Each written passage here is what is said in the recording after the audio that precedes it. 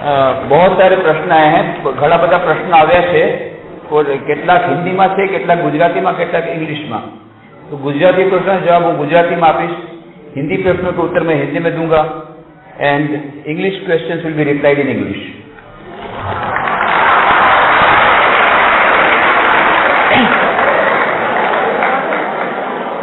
स्वामीजी, जिंदगी साचो आनंद परणावमां छे के न परणावमां छे?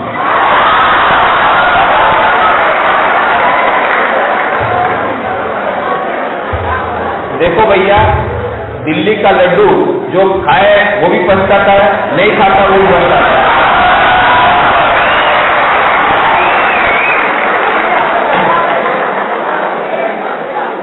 सन्यासी साधुथी पण भगवान मळी शके छे, संसारी साधुथी पण भगवान मळी शके छे, तो कयो रस्तो वधारे अनुकूल छे? Both my Lord. बंने समान रीते साचा छे, समान रीते महान छे. आज प्रश्न एक राजाना मनमा आव्यो हतो કે આદર્શ ગૃહસ્થ મહાન કે આદર્શ સન્યાસી મહાન. એટલે એને ઢંઢેરો પીટાવ્યો. સ્વામી વિવેકાનંદનું બહુ સુંદર પુસ્તક છે કર્મયોગ, એમાં તમને આ વાર્તા મળશે. એટલે ઢંઢેરો પીટાવ્યો કે ભાઈ આ પ્રશ્નનો જે જવાબ સંતોષજનક રીતે આપી દેશે એને ઇનામ મળશે, અને જો બરોબર સંતોષજનક જવાબ નહીં આપે તો એને સજા મળશે. ઘણા બધા સન્યાસીઓ આવ્યા અને એને કોઈ કહ્યું કે સન્યાસી જીવન આદર્શ છે અને સન્યાસ જીવન સર્વશ્રેષ્ઠ છે. એટલે રાજાએ કીધું પુરવાર કરો. એ પુરવાર ન કરી શક્યા, એટલે રાજાએ કીધું કે આ બધાને પરણાવી દો, આ એની સજા છે, એને સજા આપી દો. કારણ કે આ લોકો બરાબર જાણતા નથી કે સન્યાસી કેમ મહાન છે. એના પછી ઘણા ગૃહસ્થ આવ્યા. ગૃહસ્થોએ કીધું કે ગૃહસ્થ ધર્મ મહાન છે, તો કે પુરવાર કરો. પુરવાર ન કરી શકાય એટલે કે નાખો જેલમાં, બધાને જેલમાં નાખ્યા. પછી એક સન્યાસી આવ્યો. એક સન્યાસી કીધું કે રાજા બંને સમાન રીતે મહાન છે. ત્યારે રાજાએ કહ્યું પુરવાર કરો. તો કે હું પુરવાર કરીશ, પરંતુ શરત એ છે કે તમારે મારી સાથે આવવું પડશે વેશ પલટો કરીને. એટલે વેશ પલટો કરી અને રાજા એ સન્યાસી સાથે નીકળ્યા. જતા જતા જતા રસ્તામાં એક નગરમાં આવ્યા. એક નગરમાં જોયું તો ઘણા બધા લોકો ભેગા થયા હતા. તો એ નગરમાં ત્યારે સ્વયંવરની પ્રથા, તમે જાણતા હશો, પેલા જૂના જમાનામાં સ્વયંવરની પ્રથા હતી. તો સ્વયંવરની ત્યારે કાર્યક્રમ ચાલતો હતો. તો જે રાજ્યમાં આવ્યા હતા એ રાજ્યની જે રાજકુમારી હતી એ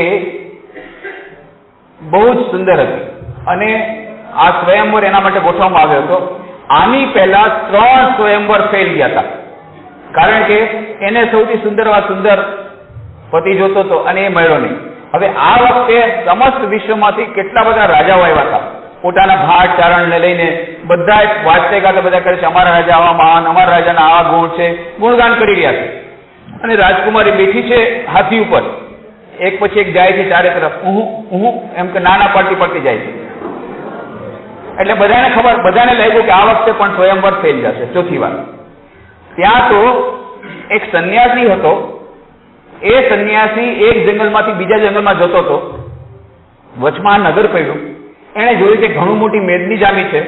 એને એમ લાગ્યું કે કદાચ એક્સિડન્ટ થયો હશે કે કોઈને કંઈ ખરાબ થયું હશે, શું છે શું નહીં. એટલે એ ટોળામાં ડોક્યું કરીને જોવા માંડ્યો કે કોને ઈજા થઈ છે, શું થયું છે. ત્યાં તો રાજકુમારી નજર આ યુવા સન્યાસીના મોઢા પર પડી. એકદમ સુંદર દેખાવ સન્યાસી, અને એને તો માળા પહેરાવી દીધી. આ તો સન્યાસી કઈ સમજે નહીં કે આ માળા શેની છે, એને આ સ્વયંવરની પ્રથા વિશે પણ કઈ ખબર નહીં. તેને તો માળા ફેંકી દીધી. હવે રાજકુમારીનો બાપ હતો રાજા, આ મૂર્ખો છે, આ મારી આટલી સુંદર રાજકુમારી એને વરી છે, એને ખબર નથી, આ માળા ફેંકી દીધી. પછી રાજાને થયું ઓહો, બિચારો સન્યાસી જે ભિખારી છે, એને એમ લાગે કે આવડી આ રાજકુમારને પરણું તો એને હું પછી રાખીશ કેવી રીતે, હું તો ભિખારી છું. એટલે તરત જ રાજાએ કહ્યું તમે ચિંતા નહીં કરો, મારે કોઈ છોકરો નથી, મારી રાજકુમારી જેને પરણશે એને મારું અડધું રાજ હમણાં જ મળશે, અને મારા મહિના પછી આખું રાજ તમને મળશે, માટે ચિંતા કરો નહીં. સન્યાસી કીધું રાજ પાછું મારે શું મતલબ, મારે પૈસાથી શું મતલબ, મારે લગ્નથી શું કરવાનું છે, હું તો વિવાહ માનતો જ નથી, વિવાહ કરતો જ નથી. એમ કરી એને તો માળા ફેંકી અને એ તો ચાલતી પકડી ચાલવા માંડી ગયો. હવે રાજકુમારી કે માન મેળ્યો છે, પરણું તો આને જ પરણું, એ તો ભાગીની પાછળ. હવે પેલો રાજકુમાર જાય, પેલો સંન્યાસી જાય છે, એની પાછળ પેલી રાજકુમારી ગઈ, અને આ જે સંન્યાસી ને રાજા એ બંનેની પાછળ ગયા. હવે ચાલતા ચાલતા આ તો ચાલ્યો ગયો જંગલમાં, આ તો જંગલનો રસ્તો જાણતો હતો. સાંજ પડી ગઈ અને પેલો સંન્યાસી તો ક્યાં વિલીન થઈ ગયો, રાજકુમારી અંધારામાં ભટકાઈ ગઈ, એકદમ એક ઝાડ નીચે બેસીને રડવા માંડી ગઈ. ત્યારે આ રાજા અને સંન્યાસી આવ્યા, ચિંતા કરોમાં, કાલે સવારે તમને ત્યાં રાજા પાસે પહોંચાડી દેશું. અત્યારે તો અમને પણ રસ્તો ખબર નથી, અમે પણ નવા છીએ, આપણે અહીંયા જ આ ઝાડ નીચે આજે આશરો લઈએ, કાલે સવારે તમને પહોંચાડી દેશું. હવે જે ઝાડ નીચે એ લોકો આશરો લીધો, એ ઝાડ પર એક ચકલો રહેતો હતો, એની ચકલી સાથે અને 2 છોકરા હતા અને માળો હતો સરસ. ચકલાએ કહ્યું કે ચકલીને કહ્યું, જો આપણે ગૃહસ્થાશ્રમમાં છીએ, ગૃહસ્થ તરીકે આપણી ફરજ છે અતિથિ દેવો ભવ, અતિથિની સેવા કરવી. હવે અતિથિ આપણે વૃક્ષ નીચે આવ્યા છે, આપણે સેવા કરવી જોઈએ. શું સેવા કરવું? અત્યારે રાત તો મોડી થઈ ગઈ છે, એટલે ચારે તરફ ગયો, ક્યાં ચકલો ગયો પણ ક્યાંય ખાવાનું મળ્યું નહીં, એટલે બહુ દુઃખી થઈ ગયો. પછી જોયું કે આ લોકો ઠંડીથી થરથર ધ્રુજી રહ્યા છે. સરસે ક્યાંથી નાના લાકડાના ટુકડા લાવ્યા, એ ટુકડાને ફેંક્યા, અને ક્યાંકથી ચાંચમાં અગ્નિ એટલે કે આગનું નાનકડું તણખલું લાવ્યો અને તણખલું નાખ્યું, એટલે આગ થઈ ગઈ, તાપણું થઈ ગયું. એટલે આ 3 જણા તાપણું થઈ ગયું, એટલે એ લોકોની ઠંડી તો દૂર થઈ, અને આભારની લાગણી વ્યક્ત કરતા નજરથી એ લોકોએ ચકલા તરફ જોયું. કેટલો સરસ ચકલો છે કે આપણા માટે સેવા કરે છે. હવે ચકલાએ ખૂબ પ્રયત્ન કર્યો, ક્યાંય ખાવાનું મળ્યું નહીં. ચકલાએ ચકલીને કહ્યું, જુઓ આપણે ગૃહસ્થાશ્રમમાં છીએ, ગૃહસ્થ તરીકે આપણી ફરજ છે કે જીવનને જાનને જોખમમાં મૂકીને પણ અતિથિની સેવા કરવી જોઈએ, આપણે કર્તવ્યનું પાલન કરવું જોઈએ. હવે અત્યારે ખાવાનું મળતું નથી, આપણે આપણા અતિથિ ધર્મમાં ચૂકી રહ્યા છીએ, એટલે હું મારી પોતાની જાતનું બલિદાન દઉં છું, એમ કરી અને એ ચકલો પેલી આગમાં કૂદી પડ્યો અને બળીને ભસ્મ થઈ ગયો, જેથી એનો માંસ આ લોકો ખાઈ શકે. આ લોકો તો ખૂબ દુઃખી થઈ ગયા. અરે જે ચકલે આપણી બધી સેવા કરી, આટલી બધી સેવા કરી, એ ચકલો એની નજરની સામે પડીને ભસ્મ થઈ ગયો. બહુ જ એ લોકોને દુઃખ થયું. ક્યાંથી એ લોકો માંસ ખાય? હવે આ લોકો તો માંસ ખાધું નહીં. ચકલી વિચાર કરે છે, અરે આ લોકો માંસ ખાતા નથી, હા આ લોકો તો 3 જણા છે અને ચકલાનું માંસ આટલું, એમાં એ લોકોને કોણ ખાય કોણ નહીં ખાય. એટલા માટે પછી ચકલીએ કહ્યું, જો પત્ની તરીકે મારી ફરજ છે, જે કર્તવ્ય કર્મ કરતા કરતા પતિ દેવતાએ પોતાનું જાનનું બલિદાન કરી દીધું, એ કર્તવ્ય પૂરું ન થયું, એ બાકી રહેલું કામ પત્ની તરીકે મારું કામ છે એ પૂરું કરવું, એટલા માટે હું પણ મારી જાતનું બલિદાન દઉં છું, એમ કરીને એ પણ પૂરી પડી. આ લોકો વધારે દુઃખી થઈ ગયા, કંઈ ખાઈ નહીં શકા. હવે એના 2 બાળકો હતા. બાળકો તો આપણે ગૃહસ્થાશ્રમમાં છીએ, આપણું કર્તવ્ય છે માતા પિતાની સેવા કરવી અને માતા પિતાનું અધૂરું કામ પૂરું કરવું. માતા પિતાએ આટલો મોટો સેક્રિફાઈસ કર્યો, પોતાની જાતનું બલિદાન આપી દીધું, પણ તેમ છતાં એમનું કામ સફળ ન થયું. આ લોકો ભૂખ્યા ને ભીખા છે અને આપણો અતિથિ ધર્મ એનાથી વટવાય છે. એટલા માટે આપણે પણ માતા પિતા માટે થઈને પોતાની જાતનું બલિદાન આપી દઈએ, એમ કરીને બંને પાછા કૂદી પડ્યા, બંને પણ ખતમ. આ લોકો બિચારા કાંઈ ખાઈને શીખા, 3 જણા આખી રાત ભૂખ્યા રહ્યા. સવારના પછી પેલી રાજકુમારીને ત્યાં રાજાને ત્યાં પહોંચાડી દીધી. એના પછી આ સંન્યાસી કીધું આ રાજાને, રાજા હવે તમે જોયું, આદર્શ સંન્યાસી અને આદર્શ ગૃહસ્થ બંને સમાન રીતે મહાન છે. જો તમારે આદર્શ ગૃહસ્થ બનવું હોય તો પેલા ચકલા જેવું બનો કે હંમેશા પોતાની જાતને સમર્પિત કરવા તૈયાર, બીજાની સેવા કરવા માટે થઈને, આ ગૃહસ્થાશ્રમના નિયમોનું પાલન કરવા માટે થઈને પોતાની જાતનું બલિદાન દેવા માટે હંમેશા તૈયાર હોય, એવા મહાન ગૃહસ્થ બનો.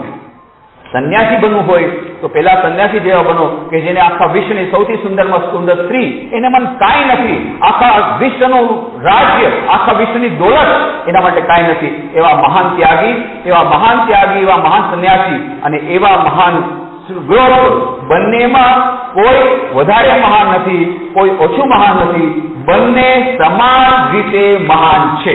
પ્રશ્ન જવાબ મળી ગયો. મુખ્ય વાત છે, એકનો ધર્મ એ બીજાનો નથી. સંન્યાસીનો અલગ ધર્મ છે, ગૃહસ્થ અલગ ધર્મ છે, પણ બંનેની પાછળ સફળતાનું રહસ્ય છે ત્યાગ અને બલિદાન.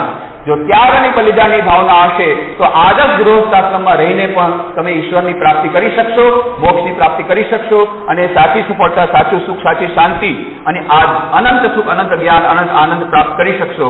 પણ આવા સાધુ સંન્યાસી સાધુ અને સંસારી સાધુ બંને સમાન રીતે મહાન છે. આદર્શ ગૃહસ્થ અને આદર્શ સંન્યાસી બંને સમાન રીતે મહાન છે. શું જીવનમાં મિત્રતા જરૂરી છે? હા, જો જરૂરી છે અને આપણે સાચા હોઈએ તો સાચા મિત્ર કેમ મળતા નથી? શું તે માત્ર મતલબ પૂરતા જ હોય છે? બહુ સુંદર પ્રશ્ન છે. હવે એક બહુ સુંદર વાત છે. I went in search of a friend.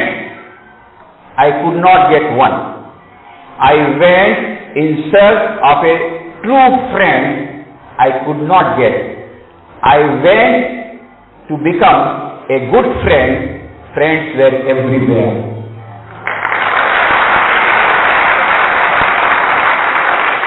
સાચા મિત્રની તલાશમાં હું ગયો, એક પણ મિત્ર ન મળ્યો.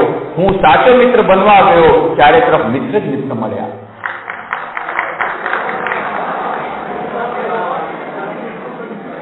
આપણા મિત્ર આપણને વાલા હોય છે, પણ તે આપણને છોડીને ચાલ્યા જાય અને તેમની યાદ આપને ઘડી ઘડી સતાવ્યા કરે તો આપણે શું કરવું? બહુ સુંદર પ્રશ્ન છે ભાઈ. શું કરવા આ બધી ભાંજગડમાં જાઓ છો? એવો મિત્ર બનાવો જે તમારી સાથે રહે. સ્વામી વિવેકાનંદને બનાવો, કોઈ જે તમને છોડશે પણ નહીં, દગો પણ નહીં દે અને હંમેશા તમારી સાથે રહેશે. Make Swami Vivekananda your friend, philosopher and guide.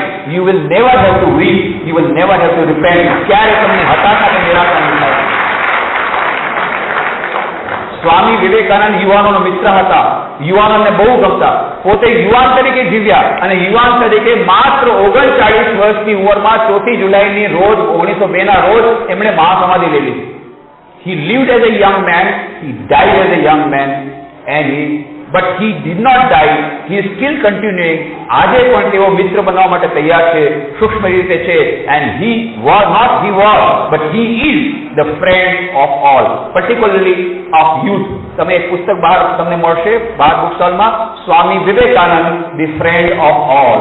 એ બધાના મિત્ર હતા. એ સ્વામી વિવેકાનંદનું પુસ્તક વાંચો, એમનું જીવન ચરિત્ર વાંચો, ત્યારે તમને ખબર પડશે કે he is our true philosopher, friend and guide.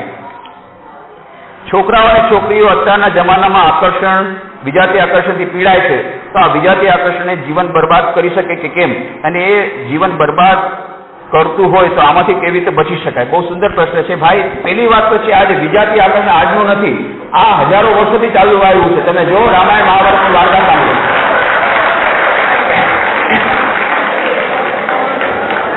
હવે આ દુષ્યંત અને શકુંતલાથી શરૂઆત થઈ છે. આ તો આજની વાત છે. પણ તમે નોર્થ પોલ અને સાઉથ પોલ મેગ્નેટનો હોય તો શું થાય? બંને સાથે સાથે રાખો, નોર્થ પોલ અને સાઉથ પોલ મેગ્નેટનો રાખો તો શું થાય? એવી જ વાત છે. એટલા માટે જરા દૂર રહેવું, નહીં તો પછી બચી નહીં શકે.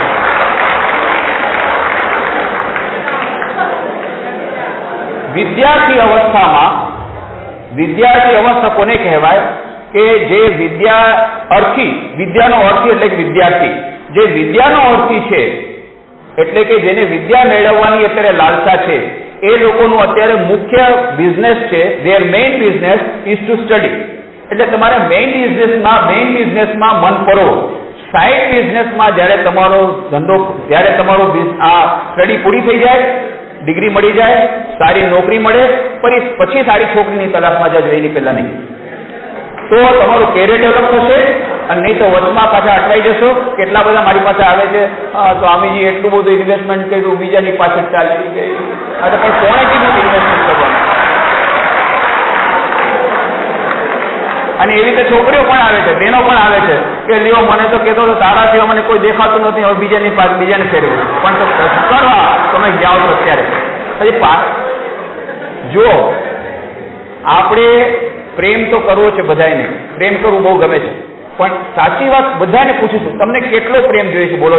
10 કિલો જોઈએ કે 20 કિલો? 20 કિલો. અરે 20 કિલો જોઈએ કે 40 કિલો? 40 કિલો. 40 કિલો કે 80 કિલો? એટલા માટે આપણને બધાને અનંત પ્રેમ જોઈએ છે.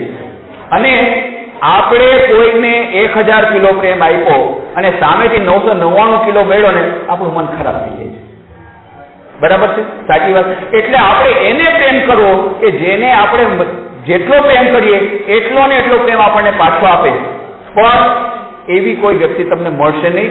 એક જ વ્યક્તિ છે જેને તમે આટલો પ્રેમ આપો, 1 ગ્રામ પ્રેમ આપો અને 1 ટન પ્રેમ તમને પાછો આપે.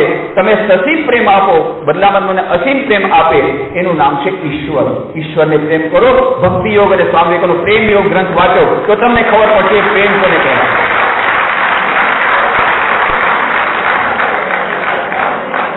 બીજું એક સરસ પુસ્તક છે, એરિક ફ્રોમ, બહુ મોટા સાયકોલોજીસ્ટ થઈ ગયા આપણા સમયના. એમનું પુસ્તક તમને મળશે, ધી આર્ટ ઓફ લવિંગ, પ્રેમ કરવાની કળા. બહુ સુંદર પુસ્તક છે, પ્રેમ કરવાની કળા, ધી આર્ટ ઓફ લવિંગ બાય એરિક ફ્રોમ.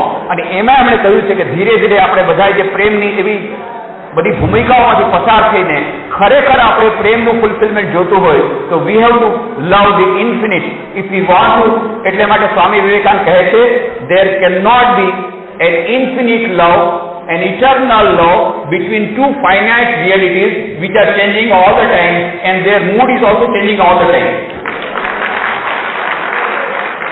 બે સીમિત વસ્તુઓ, બે સીમિત વ્યક્તિઓ વચ્ચે કે જેઓ હંમેશા મૃત્યુ તરફ જઈ રહી છે અને જેમનો મૂડ હંમેશા ચેન્જ થઈ રહ્યો છે, એવી બે સીમિત વ્યક્તિઓ વચ્ચે અને આવા સ્વભાવવાળા બે વ્યક્તિઓ વચ્ચે કોઈ દિવસ અસીમ પ્રેમ કે અમર પ્રેમ સંભવી ન શકે. There can be only an infinite love, an eternal love between eternal Atman and eternal Paramatman. અનંત આત્મા અને અનંત પરમાત્મા વચ્ચે એ અનંત પ્રેમ કે અમર પ્રેમ સંભવી શકે. બાકી બધું આપણને ત્યારે તો લાગે છે, શરૂઆતમાં બહુ મીઠું લાગે છે, પણ પાછળથી પસ્તાવો થાય છે. તો નેવર, બધા કે તેમાં બહુ મજા આવે. મેં કીધું બહુ મજા આવે, બહુ સારું, પણ પછી સજા ન મળે એવું કરજો. પણ એક પ્રેમ એવો છે જે કરવાથી તમને ક્યારેય પસ્તાવો ન થાય, and that is to love the lord who is infinite.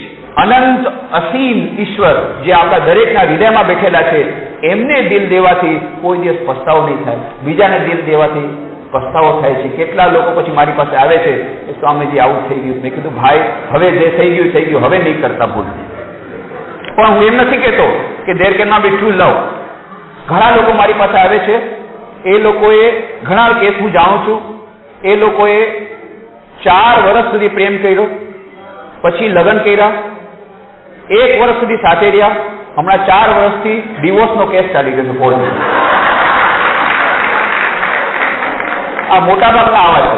પણ એવા પણ છે કે જે લોકો ખરેખર લવ મેરેજ કર્યા છે, સાથે રહે છે અને બંનેને એકબીજાને પૂરક તરીકે રહે છે.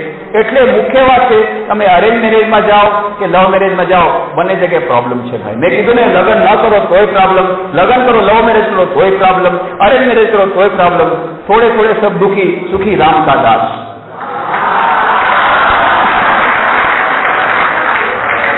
આખી પંક્તિ સંભળાવી દો. કોઈ તન દુખી, કોઈ મન દુખી, કોઈ ધન હેતુ રહત ઉદાસ. કોઈ તન દુખી એટલે શરીરથી, શરીરનું સ્વાસ્થ્ય ખરાબ. કોઈ તન દુખી, કોઈ મન દુખી, કોઈ ધન હેતુ રહત ઉદાસ. થોડે થોડે સબ દુખી સુખી રામ કા દાસ.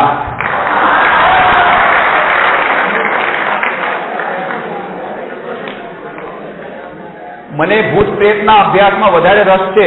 મારી કૌટુંબિક પરિસ્થિતિ એટલી સદ્ધર નથી કે તેના વિશે ફરીથી માહિતી પ્રાપ્ત કરી શકું કે અભ્યાસ કરી શકું. એવી કોઈ સંસ્થા આપના ધ્યાનમાં હોય તો જણાવશો, જ્યાં હું તેનો અભ્યાસ કરું છું.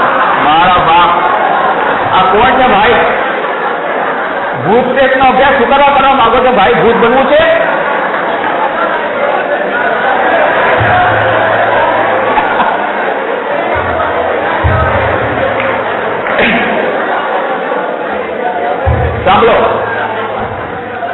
સાંભળો, શ્રી રામકૃષ્ણ દેવના 16 સંન્યાસી શિષ્યો હતા. એમાંના પ્રમુખ સ્વામી વિવેકાનંદ, બીજા પણ 15 સંન્યાસી હતા. એમાંના એક હતા સ્વામી નિરંજનાનંદજી મહારાજ.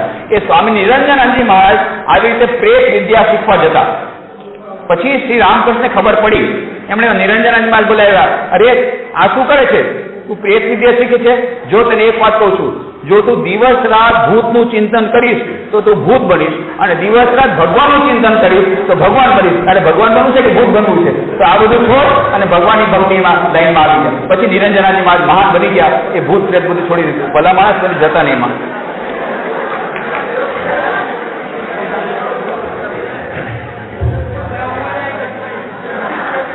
જિંદગીમાં આગળ વધવું છે, પ્રયત્ન પણ કરું છું, ઘણા સપનાઓ પણ છે, પરંતુ ડર છે કે ક્યાં આગળ જતા સ્વપ્નો ચૂરચૂર તો નહીં થઈ જાય ને, માટે આ દૂર કરવા માર્ગદર્શન આપો. બહુ સુંદર પ્રશ્ન છે. ડોક્ટર એપીજે અબ્દુલ કલામ આવ્યા હતા પોરબંદર 13મી ફેબ્રુઆરી 2002 ના રોજ. અમે લોકો જે 81 શાળાઓ બનાવી ભૂકંપ પુનર્વસન યોજના હેઠળ, એમાંની એક શાળાનું ઉદ્ઘાટન વિવેકાનંદ વિદ્યા મંદિર ભાવસિંહ હાઈસ્કૂલ પોરબંદરનું ઉદ્ઘાટન એમને હાથે થયું 13મી ફેબ્રુઆરી 2002 ના રોજ. બહુ સુંદર એમણે પ્રવચન આપ્યું. એ પ્રવચન ઉપર એમણે પુસ્તક બહાર પાડ્યું છે, to the youth of India by doctor APJ Abdul Kalam. એ પુસ્તકની ઘણી બધી કોપીઓ હું તમારી કોલેજમાં દઈ દઈશ, તમે લાઇબ્રેરીમાંથી જરૂરથી વાંચજો. નાનકડું પુસ્તક, એમનું બહુ પાવરફુલ એમની સ્પીચ છે. પ્લસ એ સિવાય મારી સાથે ડોક્ટર કલામના જે વાર્તાલાપો થયા, from Rajkot to Porbandar by car 3 કલાક, ફરી પાછું from Rajkot to Bombay by plane on the same day, અને પછી પાછું રાષ્ટ્રપતિ ભવનમાં 16મી એપ્રિલ 2002 ના રોજ. આ બધા વાર્તાલાપ 2003 ના રોજ એ જે કઈ વાર્તાલાપો પણ એમાં થઈ ગયા છે, એમાં આપેલા છે. એ પુસ્તક તમે જરૂરથી વાંચજો. અને એ પ્રવચનમાં ડોક્ટર કલામે યુથને લોકોને કહ્યું હતું, have dreams, have high dreams, સપના સેવો, સપના સેવો.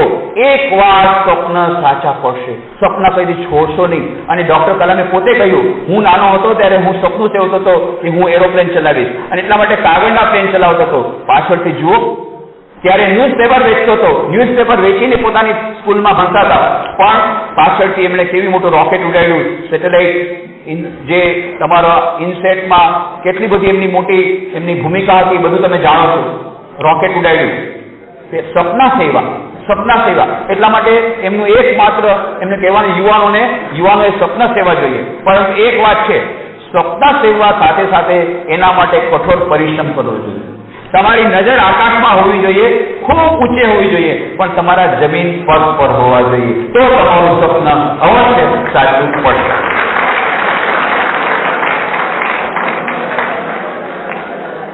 If we are facing any problem which is really troublesome, we are standing between two ways which are really difficult to decide which one is right to go, then how to decide by our brains or by our heart, which is the most important thing. Well, in that case, what you should do, try to utilize your own self-analysis method.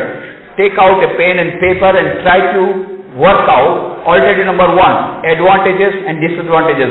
Alternative number 2, advantages and disadvantages. Go on writing advantages and disadvantages. Afterwards, try to analyze which is having more disadvantages, which is having more advantages. The alternative having more advantages, you should take up that alternative, so that, and keep that paper as a record.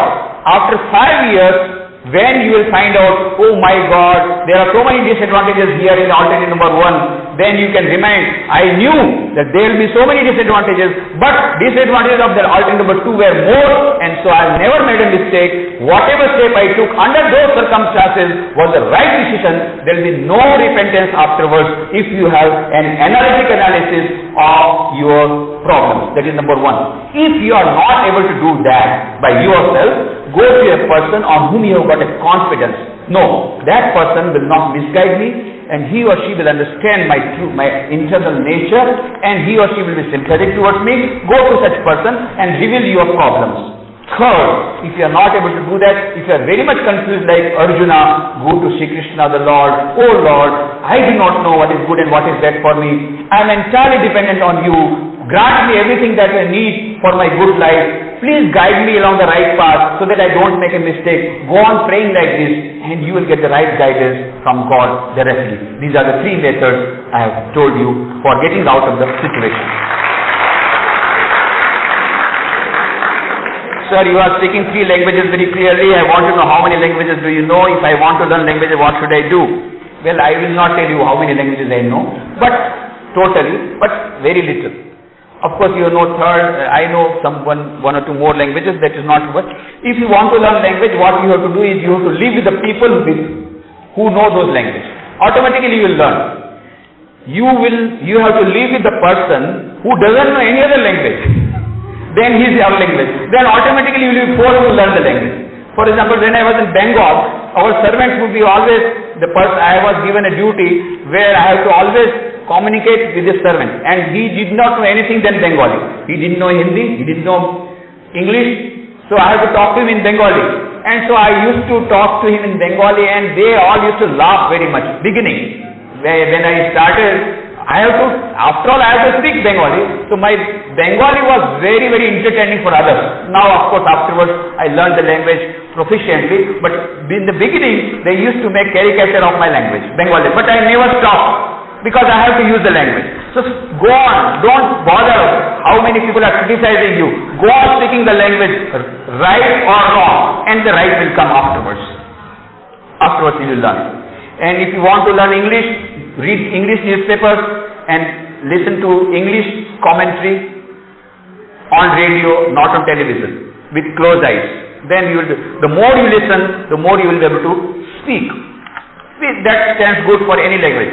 If you want to be proficient in English language, read the books of Swami Vivekananda in English. His English is very powerful, beautiful English. Even Tolstoy said, Vivekananda English is supreme. Is a piece of beauty. Vivekananda English. He coined the word Vivekananda English. It is so poetical. And Romarola says, very powerful English, very poetical English. His words are great music. Romarola says, his words are great music. Phrases in the style of Beethoven. Beethoven, you know, was a great singer of France. And in the European music, those who know Western music, Beethoven is an immortal name. Beethoven, and choruses in the style of Handel. So Handel and choruses Handel, and Beethoven's song used to be remembered by Romarola while reading the books of Swami Vivekananda. So read the books of Swami Vivekananda if you really want to improve English. Which is your native place?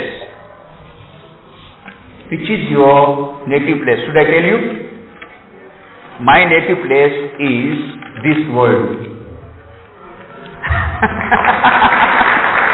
Not even India. Swami Vivekananda says, I as much belong to India as to America. I belong to every country, irrespective of caste, creed, color or religion. In true sense, because we follow Vedanta, Vedanta says, Vasudhaiva Kutumbakam. The whole world is my family. The whole universe is my family. There is no limit to my boundaries. Everything is my native place. Wherever I go, I take it as my native place. હું ઘણી ડિપ્રેશનમાં રહું છું. મને ઘણીવાર જાત જાતના વિચારો આવે છે જે મારાથી કંટ્રોલ કરી શકાતા નથી અને ઘણીવાર નેગેટિવ થિંકિંગ થયા કરે છે. તો આમાંથી મારે બહાર કેવી રીતે આવું તે કૃપા કરી જણાવશો. બહુ સરસ પ્રશ્ન છે. હવે પોઝિટિવ આઈડિયાઝ માટે તમને બેન કે ભાઈ જે હોય એને વાત કરું. સ્વામી વિવેકાનંદના પુસ્તકો રાતના સૂતી વખતે 10 મિનિટ વાંચી લેવા. આખી તમારી થિંકિંગ બદલાઈ જશે. રોમારોલાએ રવિન્દ્રનાથ ટેગોરને કીધું, if you want to know India, study Vivekananda. In him there is everything positive, nothing negative. એમાં બધું પોઝિટિવ છે, નેગેટિવ કાંઈ છે જ નહીં. સ્વામી વિવેકાનંદના પુસ્તકોમાં પોઝિટિવ. You are great. એક જ શબ્દ છે એમનો યુવાનોને, you are great. તમે મહાન છો. વારંવાર તમને યાદ દેવડાવશે. ક્યારે તમે કહેશો નહીં હું દુર્બળ છું, નિર્બળ છું. એક શબ્દ જે તમને ઉપનિષદોમાંથી બોમ્બની જેમ તમારા ઉપર વરસતો લાગશે, એ શબ્દ છે અભિ. નિડર બનો, ડરોમાં, અભય બનો. એવી જાતના શબ્દોથી ઇલેક્ટ્રિફાઈંગ વર્ડ સ્વામી વિવેકાનંદના પુસ્તકોમાં છે. દરરોજ રાતના સૂતી વખતે સ્વામી વિવેકાનંદ એક પુસ્તક તમને હાથમાં હું આપવાનો છું. હમણાં જતી વખતે એ પુસ્તક ઉઠો જાગો, એક પાનું વાંચી લેવાનું રાતના સૂતી વખતે. ઓછામાં ઓછું એક પાનું. એટલો જ તમે બધા પાસે મળે. એક પાનું વાંચવાથી તમે જોશો ધીરે ધીરે તમારી નેગેટિવ થિંકિંગ દૂર થઈ જાય છે, કોન્ફિડન્સ આવે છે, તમારી હતાશા નિરાશા દૂર થઈ છે. You do it for your self. Experiment કરીને જુઓ. ઘણી સ્કૂલ કોલેજોમાં જાઉં છું, હું બધાને કહું છું સ્વામી વિવેકાનંદના પુસ્તકો વાંચો, પોઝિટિવ થિંકિંગ આવી જશે, કોન્ફિડન્સ આવી જશે. પછી પહેલા તો એ લોકોને વિશ્વાસ નથી થતો. અમે આટલા બધા પ્રયત્ન કર્યા, માત્ર પુસ્તકો વાંચવાથી થઈ જશે, માત્ર 10 મિનિટ પુસ્તક વાંચવાથી થઈ જશે. શું વાત કરો? મેં કીધું કરીને જુઓ, અને પછી ન થાય તો પછી તમે મને જવાબ આપજો. તો એને કહેજો ત્યારે પહેલા એ લોકો વિશ્વાસ નથી કરતા, પછી લખે છે હા સ્વામીજી તમે અમારી સ્કૂલ કોલેજમાં આવ્યા હતા ત્યારે અમને વિશ્વાસ નહીં થયો, પરંતુ અમે સ્વામી વિવેકાનંદના પુસ્તકો વાંચવાનું શરૂ કર્યું અને અમારામાં આ પોઝિટિવ થિંકિંગ આવી રહી છે, કોન્ફિડન્સ આવી રહી છે, હતાશા દૂર થઈ રહી છે. પણ થોડા વર્ષો પહેલા મને એક પત્ર મળ્યો. સિંદરી એન્જિનિયરિંગ કોલેજ, સિંદરી બિહારમાં છે, સિંદરી એન્જિનિયરિંગ કોલેજની એક વિદ્યાર્થીની 4th યર કેમિકલ એન્જિનિયરિંગમાં ભણતી હતી ત્યારે, એનું નામ સુતપા ઘોષ, એણે મને પત્ર લખ્યો, સ્વામીજી તમે જ્યારે રાંચી આવ્યા હતા, when you came to Ranchi there was a youth convention, that time you told us to read the books of Swami Vivekananda for at least 10 minutes in order to have positive thinking, in order to have confidence. I am reading the books of Swami Vivekananda every day for last 2 months, every day for 10 minutes while going to bed, but I am not getting confidence. અને આ પત્ર એમણે લખ્યો બેને કે હું તો તમે કીધું હતું એટલે માટે દરરોજ 10 મિનિટ સ્વામી વિવેકાનંદના પુસ્તક વાંચું છું, પરંતુ મારો આત્મવિશ્વાસ નથી વધી રહ્યો. આ પહેલી વાર મને આવો પત્ર મળ્યો અને આ પત્ર મળ્યા પછી મારો આત્મવિશ્વાસ જતો રહ્યો. અત્યાર સુધી બધાને કહેતો હતો સ્વામી વિવેકાનંદના પુસ્તક વાંચો તમારી નિરાશા દૂર થઈ જશે. આ પહેલો પત્ર એવો આવ્યો જેમાં કીધું કે સ્વામી વિવેકાનંદના પુસ્તક વાંચું છું, કઈ ફરક નથી પડતો. પરંતુ થોડા દિવસો પછી પાછો એક પત્ર આવ્યો, એક દિનનો ફરીથી પત્ર આવ્યો. એમાં લખ્યું, સ્વામીજી થોડા વખત પહેલા મેં આપને પત્ર લખ્યો હતો કે આવી રીતે સ્વામી વિવેકાનંદ પુસ્તકો વાંચ્યા બાદ મારામાં કોઈ પરિવર્તન નથી આવી રહ્યું. પછી મેં વિચાર કર્યો, આપને પત્ર તો મેં આપી દીધો, પોસ્ટ કરી દીધો. દેન આઈ સ્ટાર્ટેડ થિંકિંગ, આટલા બધા લોકોને ફાયદો થાય છે તો મને કેમ ન થાય? Then I started reading again, this time not only with the eyes but also with the mind, and I am getting confidence.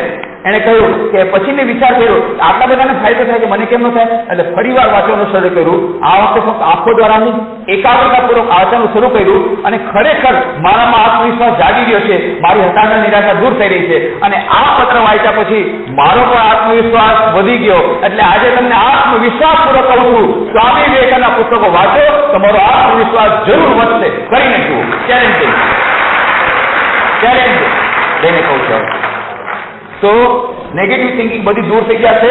સ્વામી વિવેકાનંદના પુસ્તકો વાંચો, પ્રાર્થના કરો અને તમારું કોઈ પણ તમને કોઈ એવું પરિચિત હોય જેને તમારા મનની બધી વાતો કરી શકો, એ બધી વાતની સમસ્યાઓ તમે કોઈ આગળ રજૂ કરો, એનાથી ઘણું તમારું મન હલકું થાય. ઘણા લોકો મારી પાસે, ઘણા યુવા ભાઈ બહેનો આવે, એ મને પોતાના મનની હલકી વાતો કરે અને પછી કે સ્વામીજી મારો પ્રોબ્લેમ સોલ્વ થઈ ગયો. અરે પણ હજી તમે સોલ્યુશન કીધું નથી. પણ એ જે મનમાં એમને લાગતું હતું કે મારી જેવી સમસ્યા દુનિયામાં કોઈની નથી, પછી હું જયારે કહું અરે ભાઈ આ કરતા મોટી મોટી સમસ્યા ઘણાને છે અને આ તો કાંઈ નથી, ત્યારે મન એકદમ હલકું થઈ જાય. તો પોતાના મનમાં જે ભાર છે એ ભાર હલકો કરવા માટે કોઈને કોઈની સાથે તમારે કોમ્યુનિકેશન જરૂરી છે. એ તમારા માતા હોય, તમારા પિતા હોય, તમારા કોઈ ફ્રેન્ડ હોય, તમારે જેના ઉપર તમારો વિશ્વાસ હોય, એવો વિશ્વાસ હોય કે જે તમને આવી રીતે સિમ્પેથેટિકલી સાંભળી શકે અને એ સલાહ આપી શકે, એની પાસે તમારા મનની બધી વાત રજૂ કરો.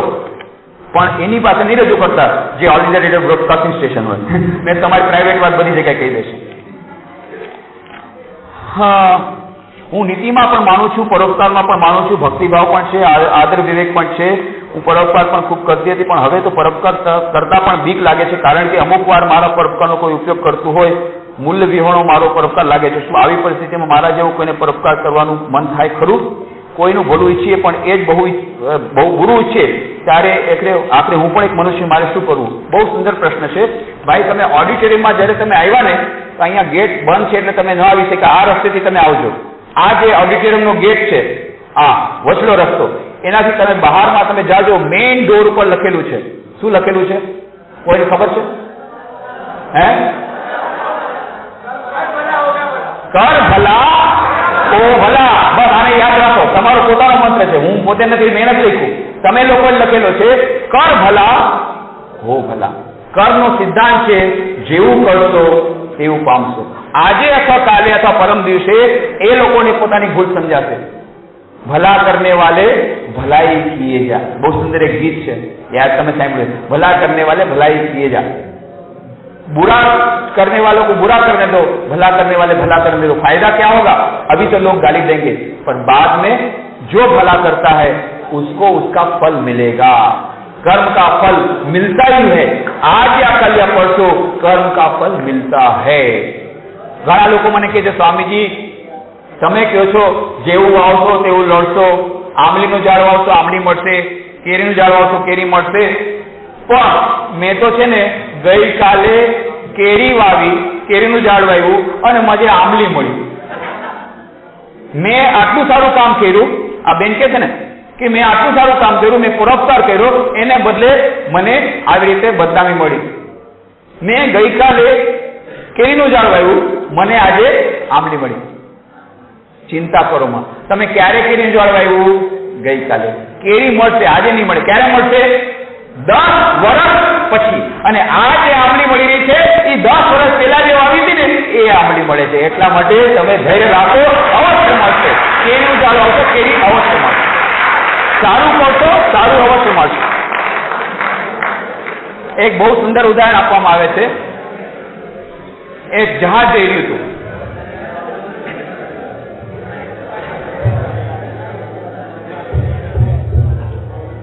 એક જહાજ જઈ રહ્યું હતું એટલે કોઈ કે કેપ્ટને કીધું, captain there is some ship that side, એક લાઈટ દેખાય છે. એટલે તરત જ કેપ્ટને મેસેજ આપ્યો, wireless message, please move your ship by 20 degrees, otherwise it will collide. તમારું જહાજ 20 ડિગ્રી દૂર કરો, નહીં તો કોલાઇડ થઈ જશે, ટક્કર થઈ જશે. સામેથી વાયરલેસમાં મેસેજ આવ્યો, please move your ship by 20 degrees. તમારું જહાજ તમે 20 ડિગ્રી બદલાવી દો. હવે આ કેપ્ટનને તો બહુ ગુસ્સો આવી ગયો. તરત જ પાછો એને મેસેજ આપ્યો, I am the captain of the ship commanding you to move your ship. Who is the other hand? હું કેપ્ટન છું આ શિપનો. હું તમને આદેશ આપું છું કે તમે તમારું જહાજ આગળ કરો, બદલાવી દો, એની ડાયરેક્શન બદલાવી દો. તમે કોણ બોલો છો? એટલે સામેથી જવાબ આપ્યો, sir I am a humble operator of the light house. હું તો લાઇટ હાઉસનો હમ્બલ ઓપરેટર છું. તમે કેપ્ટન છે, ન કરવું હોય તો ન કરો, કરવું હોય તો કરો, જામ ભરો મારે. લાઇટ હાઉસ કર્મનો સિદ્ધાંત છે એ છે લાઇટ હાઉસ પ્રિન્સિપલ. એ કર્મનો સિદ્ધાંત અક્ષુણ છે. તમે માનો કે ના માનો, કર્મનો સિદ્ધાંત પોતાનું કામ કરશે. ઘણા લોકો અમે કર્મનો સિદ્ધાંત માનતા જ નથી. અને માનો કે ના માનો, કર્મનો સિદ્ધાંત પોતાનું કામ કરશે. જે ગુરુત્વાકર્ષણનો નિયમ એ ભૌતિક જગતમાં કામ કરે છે, એ માનસિક જગતમાં કર્મનો સિદ્ધાંત અક્ષુણ છે. તમે કહો તો હું તો ગુરુત્વાકર્ષણ એમાં નથી માનતો. માનો કે ન માનો, કામ કરશે. જાઓ, ગાંધીનગરમાં તો મલ્ટી સ્ટોરી બિલ્ડિંગ કોઈ છે નહીં, એટલે અમદાવાદ જવું પડે. અમદાવાદમાં જાઓ, બહુ ઊંચીમાં ઊંચી બિલ્ડિંગ છે. ઊંચામાં ઊંચી બિલ્ડિંગમાં જાઓ અને એની છત પર જાઓ, જઈ અને ડિક્લેર કરો, હું ગુરુત્વાકર્ષણના નિયમમાં માનતો નથી, અને છલાંગ લગાવો. શું થશે? સમાચાર પત્રમાં તમારો ફોટો આવશે કે ભાઈ આ ભાઈ ગુરુત્વાકર્ષણ નિયમમાં નહોતા માનતા, તેમ છતાં ગુરુત્વાકર્ષણ નિયમે પોતાનું પાલન કર્યું અને નીચે પડી અને રામ રમી ગયા. એવી રીતે કર્મનો સિદ્ધાંતમાં તમે માનો કે નહીં માનો, કર્મનો સિદ્ધાંત પોતાનું કામ કરશે. સારું કામ કરશો, સારું ફળ મળશે. ખરાબ કામ કરશો, ખરાબ ફળ મળશે. એટલે તમે પરોપકાર કરી જાઓ. પરંતુ પેલી બેનને મારે હજી બે વાતો કહી રહ્યો નહીં. તમે કામ કરી જાઓ, બીજાનું ભલું કરી જાઓ, બટ બે વાતો સ્વામી વિવેકાનંદ કીધી યાદ રાખો. બી good, don't be Gudi Gudi. B good, don't be Gudi Gudi. Good બનો, સારા બનો, પરંતુ સાથે સાથે વેવલા વેળા ન કરો. વેવલા વેળા ન કરો એનો અર્થ છે કે કોઈ તમારી ભલમનસાઈનો દુરુપયોગ કરે એ ન કરો. એટલે શ્રી રામકૃષ્ણ કહેતા હતા, ભક્ત હોવી તો હોવી, બોકા હોવી કેનો.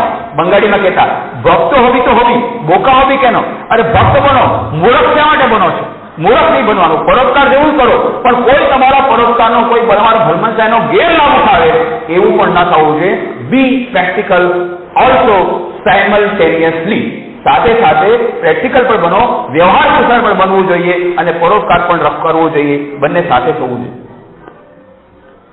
हम स्वामी विवेकानंद का शिकागो वाला 10 मिनट वाला भाषण जानना चाहते हैं. बहुत अच्छा है, वहां पूरी बुक स्टॉल में मिलेगा. शिकागो एड्रेसेस इंग्लिश में भी है, हिंदी में है और गुजराती में है. परंतु मैं संक्षेप में ये बताता हूं. स्वामी विवेकानंद ने शुरू किया था, my dear sisters and brothers of America. American वासी भाइयों और बहनों. और 2 मिनट तक सब खड़े हो गए, 7,000 लोग, और ताली देते रहे, ताली देते रहे. क्यों? उसका जादुई असर हुआ, बहुत ही जादुई असर. क्यों हुआ? क्योंकि स्वामी विवेकानंद ने ये जो शब्द कहे थे अपने हृदय से कहे थे, बोलने के लिए नहीं कहे थे. सचमुच में वे फील करते थे कि सारे विश्व के लोग उनके भाई और बहन हैं. इसलिए उनके हृदय से निकला था अमेरिकावासी प्रिय भाई और बहनों, और सब लोगों को लगा नहीं सचमुच में एक आदमी ऐसा है जो उनको हृदय से प्यार करता है, और वो हृदय का प्यार उनको मिला। सब खड़े हो गए, 2 मिनट तक ताली बजाई, और अपने संक्षिप्त प्रवचन में स्वामी विवेकानंद ने कहा कि मैं उस धर्म, हिंदू धर्म का प्रतिनिधित्व करता हूं जो धर्म वेदांत की बात जो ऐसी कहता है, वसुधैव कुटुंबकम, सारा विश्व हमारा कुटुंब है, हम किसी धर्म के साथ झगड़ा नहीं करते। हम यही कहते हैं प्रत्येक धर्म समान रूप से महान है। हम न केवल सहनशीलता की बात करते हैं, हम हर एक धर्म को समान रूप से स्वीकार करते हैं। We do not believe only in tolerance, but we believe in acceptance, accepting all religions as equally true. हम सभी धर्म को समान रूप से महान मानते हैं, और इसीलिए ये स्वामी विवेकानंद ने ये जो सर्वधर्म समन्वय की भावना की बात कही, जो वहां पर धर्म परिषद की मुख्य भावना थी, इससे सभी लोग प्रभावित हो गए। और बाद में अमेरिका के समाचार पत्र, सबसे बड़ा समाचार पत्र, वहां का सबसे अधिक प्रकाशन करने वाला, अधिक सर्कुलेशन वाला समाचार पत्र का नाम द न्यूयॉर्क हेराल्ड, उसने लिखा the greatest figure in the parliament of religion is Swami Vivekananda. इतने सारे लोग विश्व गुरु आए हैं पूरे विश्व से, उन सब में सबसे महान हैं स्वामी विवेकानंद। और फिर दूसरा वाक्य लिखा after listening to him we feel how foolish on our part to send missionaries to India. Their religion is so great that we should rather invite missionaries from India. उनके धर्म को जानने के बाद लगता है हम कितने मूर्ख हैं कि हमारे मिशनरी को वहां भेजते हैं। उनका धर्म तो इतना महान है कि वहां से मिशनरी को यहां लाना चाहिए। यह एक पूरा परिवर्तन सनातन धर्म के बारे में उनकी सब भावना थी सारे विश्व में कि यह तो मदारियों का देश है, भारत तो मदारियों का देश है, अंधश्रद्धाओं का देश है, उसमें धर्म नाम की वस्तु नहीं है, वहां धर्म नहीं भेजेंगे, बाइबल नहीं भेजेंगे तो ये लोग असभ्य लोग हैं, ये लोग मर जाएंगे। पर स्वामी विवेकानंद ने बताया कि तुम लोग जब जंगल में जंगली जानवर के समान रहते थे, तब 5000 साल पहले से हमारी सभ्यता इतनी महान थी। ये सब स्वामी विवेकानंद ने बताया। तो शिकागो धर्म सभा में जो दिया गया भाषण वो जरूर से पढ़ना, वहां पर हमें बुक स्टॉल से मिलेगा। नहीं तो मैं यहाँ पर आपके मैनेजमेंट के लोगों को बोलूंगा कुछ कुछ पुस्तकें यहाँ लाइब्रेरी में रख देंगे। एक सेट का पुस्तक, भाई योगेश भाई थोड़ा पुस्तक यहाँ रख देना, किताब हम लोग दे देंगे, स्पेशल डिस्काउंट दे देंगे। एक सेट यहाँ रख दो ताकि ये लोग किताब जो नहीं खरीदना चाहते हैं या खरीद नहीं सकते हैं, उन लोगों को किताब पढ़ने के लिए दें।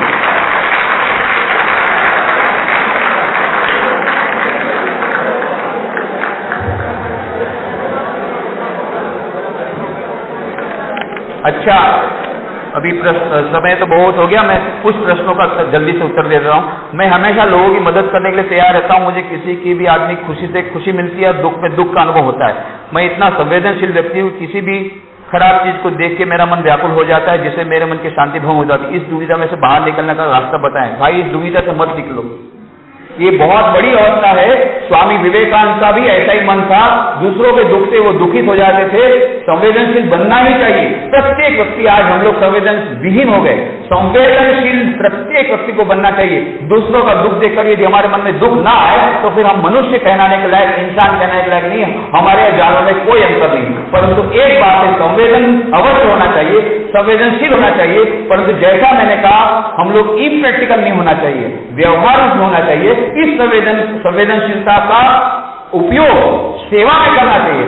दिन रात रोते रहो, हाय इतने लोग दुखी हैं, पर तुम क्या कर रहे हो? तुम भी तो दुखी हो रहे हो, तो दूसरों को दुखी कर रहे हो। दूसरों का दुख देख करके मन में दुख यदि हो रहा है तो उनकी सेवा करो, जितनी हो सके सेवा करो। ये सेवा के माध्यम से अपनी संवेदनशीलता को व्यवहारिक रूप यदि दोगे तो ये संवेदनशीलता तुमको महान बना देगी। इससे बड़ा महान बनने का दूसरा कोई बात नहीं है। संवेदनशीलता के द्वारा, सेवा के द्वारा हम महानता के शिखर पर पहुंच सकते हैं, जिस प्रकार से स्वामी विवेकानंद पहुंचे। परंतु इसके लिए याद रखना पड़ेगा, सेवा, त्याग और सेवा ये दो महान आदर्श हैं। संवेदनशीलता अवश्य रखो, पर त्याग और सेवा को भी अपनाना पड़ेगा।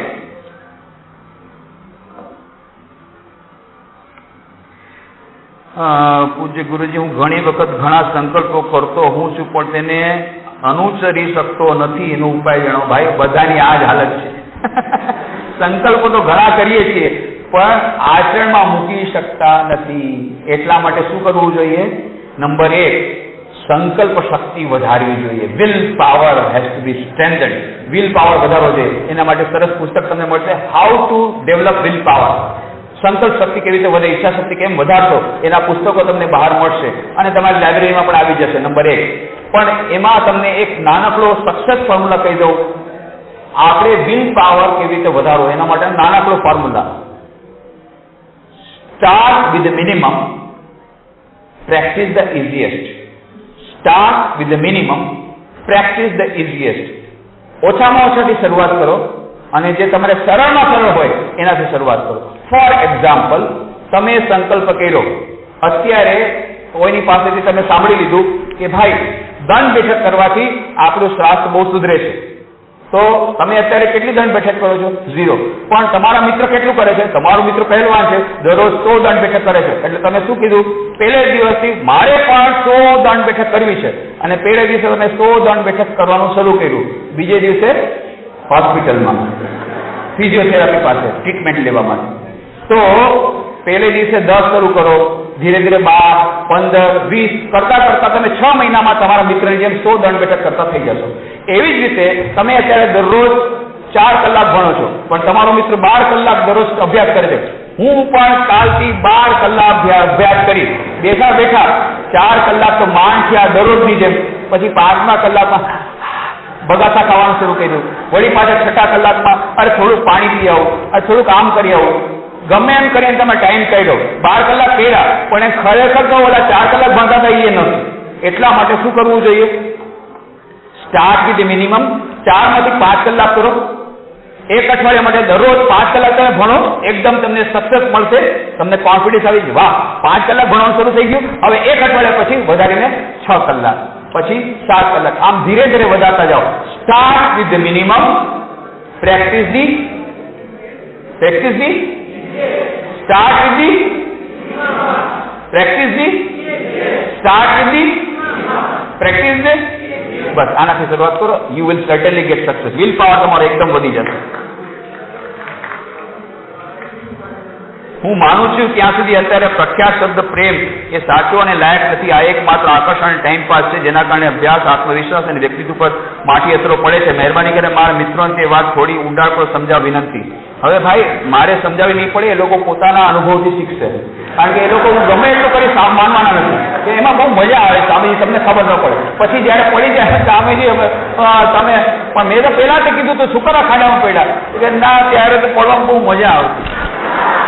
તો એક કહેવત સાંભળી લો. બંગાળીમાં એક કહેવત છે, કેવું દેખે શીખે, કેવું ઠેકે શીખે, કેવું ઠેકે દાહ શીખે. બંગાળીમાં કહેવત છે, કેવું દેખે શીખે, કોઈ જોઈને શીખી જાય. કેવું ઠેકે શીખે, કોઈ પાછા પોતે ઠોકર ખાય ને ત્યારે શીખે. કોઈ જોઈએ બીજાને ઠોકર લાગી કે ભાઈ આપણે આ રસ્તે નથી જવું, પણ કેટલાક આપણે જોઈએ તો ખરા કેવી ઠોકર લાગે, એટલે ઠોકર લાગે પછી હવે આપણે આ રસ્તે જવું નથી. ત્રીજા એવા હોય કે વારંવાર ઠોકર લાગે અને વારંવાર એનો મજા ઠેકેવો ના શીખે, ઠોકર ખાઈને પણ ના શીખે. આ ત્રીજા પ્રકારના. હવે તમે લોકો નક્કી કરી લો તમે કઈ કેટેગરીમાં છો, પહેલો, બીજો કે ત્રીજી કેટેગરી. પહેલી કેટેગરી દેખે છે કે ભાઈ બોલો પ્રેમના રૂપી ખાડામાં પડ્યો અને બહુ મર્યો, હવે આપણે રસ્તે નથી જવું.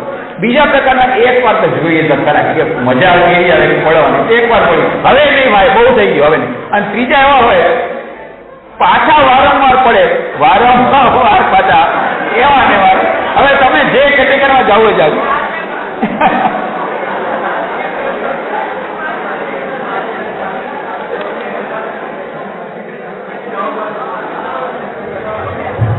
સ્વામીજી, હું જયારે એકલો ઘરમાં કે ક્યાંક પણ એકલું પડું છું તો મને ખરાબ વિચારો આવવા લાગે છે. જેમ કે હમણાં કંઈક મારી સાથે, મારા ફેમિલી મેમ્બર સાથે ખરાબ થવાનું હોય તેમ થાય છે. તો આનું શું કહો, આનું કંઈક કયો એમ કંઈક કે છે. એનીવે, હવે પહેલા તો ભાઈ તમે એકલા રહેવાનું બંધ કરો. હવે આ એકલા રહેવાથી આ બધા વિચારો આવશે. હમણાં થોડી વાર એકલા નહીં રહેવાનું. હવે સારા લોકો સાથે રહેવાનું, અને બીજું નેગેટિવ લોકો સાથે નહીં રહેવાનું. જે લોકોને નેગેટિવ વિચાર હોય, કેટલાક લોકો એવા એના નેગેટિવ વિચાર એવા હોય ને, અરે આ દુનિયામાં કાંઈ થવાનું નથી, ના જિંદગીમાં કે છે જ નહીં, નામાં તો મરી જવું જોઈએ, આ તમે બેસો તમે લાગે આપણે મરી જવું તેની હાથ. એટલા માટે નેગેટિવ થિંકિંગ વાળા માણસો સાથે નહીં રહેવાનું અને એકલા નહીં રહેવાનું.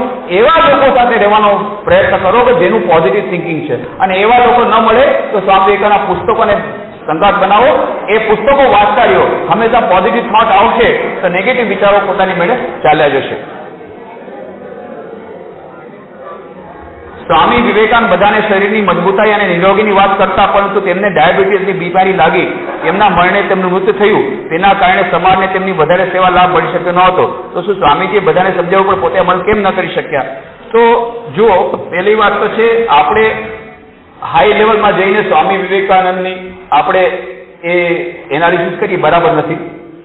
સ્વામી વિવેકાનંદ એક મહાન પર્સનાલિટી, એ શિવાવતાર સ્વામી વિવેકાનંદ, એમણે શું લીલા કરી, શા માટે કરી, એ આપણે સમજી શકાય નહીં આપણી નાનકડી બુદ્ધિથી. એટલે બધું સમજવું ન જોઈએ. બીજી વાત આપણે યાદ રાખવું જોઈએ, સ્વામી વિવેકાનંદ વિસ્તૃત જીવન ચરિત્ર, આ ભાઈને ખાસ વિનંતી કરીશ, આખું સ્વામી વિવેકાનંદ વિસ્તૃત જીવન તમે વાંચો. સ્વામી વિવેકાનંદે 4 જુલાઈ 1902 રોજ મહાસમાધિ લીધી. એના થોડાક દિવસ પહેલા એમણે કહ્યું કે જો હું જ્યારે આ શરીર મારું છોડી દઉં ત્યારે મારા શરીરનો આ અગ્નિ સંસ્કાર આ જગ્યાએ કરજો. બિલો વૃક્ષના સામે બેસીને એમણે કીધું સામે કરજો. અને ત્યારે કોઈને વિશ્વાસ જ ન થયો કે ખરેખર સ્વામીજી, હજી તો 39 વર્ષની ઉંમર છે, એ શરીર છોડી દેશે. પછી એમણે કહ્યું Swamiji why do you want to give up your body so early? તમે આટલા જલ્દી તમારા શરીર છોડવાની વાત કેમ કરો છો? એક અમેરિકન મહિલાએ પૂછ્યું. ત્યારે સ્વામીજી જવાબ આપ્યો, I have done enough four next 1500 years. મેં આગામી 1500 વર્ષો માટેનો સંદેશો તમને આપી દીધો છે. 1500 વર્ષ તમને લાગશે. મેં જે સંદેશો આપ્યો એને પરિણત કરવા માટે 1500 વર્ષનું કામ 39 વર્ષની ઉંમરમાં કર્યું. વિચાર કરો, અઠવાડિયાના કેટલા બધા લેક્ચર્સ આપતા હતા, કેટલી જગ્યાએ ટ્રાવેલિંગ કર્યું, પોતાના શરીર ઉપર એટલો બધો અત્યાચાર કર્યો. અત્યાચાર એટલા માટે કર્યો, એ ચાહતા આખા વિશ્વનું કલ્યાણ થાય, આખા વિશ્વનું દુઃખ દૂર થાય, એટલા માટે આખી રાત રડતા અને પછી આખો દિવસ એના માટે કામ કરતા. આવી રીતે એમણે પોતાની જાતને સમસ્ત વિશ્વના કલ્યાણ માટે હોમી દીધું.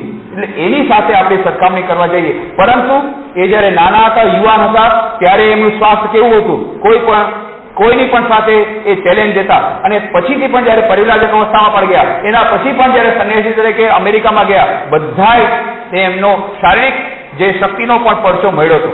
એટલે એવું નથી કે એમાં શારીરિક શક્તિ નહોતી, પરંતુ અતિ વધારે પરિશ્રમ જગતના કલ્યાણ માટે એમણે કર્યો અને અતિ વધારે ચિંતા એમણે જગતના કલ્યાણ માટે કરી, દિવસ રાત.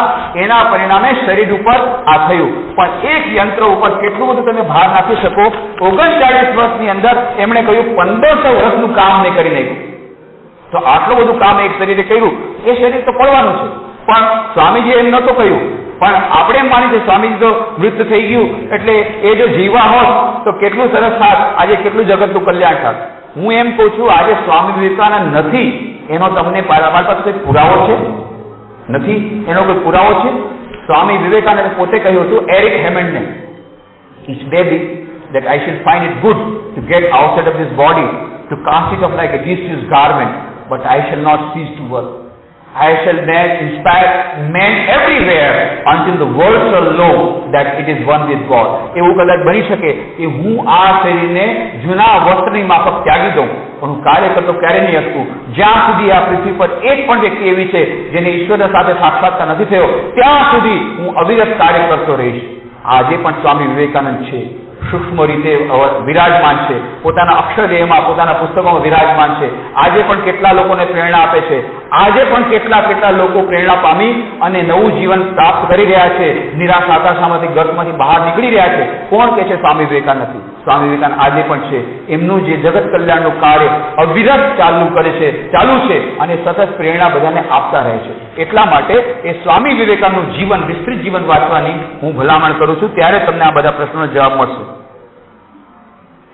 આ જીવનમાં એકવાર ભગવાને કંઈક કરવા માટે આપ્યો છે તો કંઈક કરીને જવું છે, પણ આ જીવનમાં એક પછી એક એવા સંજોગો આવે છે તેનાથી બહાર નથી નીકળાતું. માટે મારે 1 વર્ષ બગડ્યું છે, મને માર્ગદર્શન આપો. અરે ભાઈ, 1 વર્ષ તો બાકી તો બધા વર્ષો બગડેલા જ છે. બધા વર્ષો બગડેલા છે. જ્યાં સુધી આપણને જીવનનું લક્ષ્ય શું છે ખબર નહીં પડે ત્યાં સુધી આપણું જીવન એળે જ છે. એટલા માટે જીવનની સફળતા શેમાં છે? જીવનની સફળતા શેમાં છે? કબીરે બહુ સુંદર વાત કરી, "જબ તું આયા જગત में जग हंसे तू रोए, ऐसी करनी कर चलो, मरते समय तुम हंसो जग रोए." નાના બાળકનો જન્મ થાય ને, ઉવા રડે અને બાકી બધા હશે, બાકી બધા તાલી પાડે, બાળકનો જન્મ થયો. અને જો ન રડે ને તો બાકી બધા રડે, કંઈક પ્રોબ્લેમ છે. એટલે પછી ડોક્ટરને બોલાવે, ઇન્જેક્શન આપે અને ફરી પાછો પેલો રડે, ઉવા ત્યારે બધા હશે. એટલા માટે કહે છે, જબ તું આયા જગત મેં જગ હસે તું રોએ. બાકી બધા હસતા હતા, તું એકલો રોતો હતો. પણ હવે એવી રીતે જિંદગી જીવ કે મરતી વખતે તને આનંદ રહે. ના, મેં આખી જિંદગીમાં કોઈનું બુરું કર્યું નથી, મેં બધાની સેવા કરી છે, ભગવાનનું નામ લીધું છે, ભગવાનનું કામ કર્યું છે અને ભગવાનના ધામમાં, પરમ આનંદના ધામમાં આનંદપૂર્વક જઈ રહ્યો છું. કેટલો મને આનંદ છે, મેં કોઈનું બુરું કર્યું નથી, હું આનંદપૂર્વક આનંદધામમાં જઈ રહ્યો છું. તમે આનંદપૂર્વક હસતા હસતા મરી જાઓ, બાકી બધાને રડવા દો. કેટલા સરસ માણસ હતા, ચાલ્યા ગયા, લેટ ધેમ બી.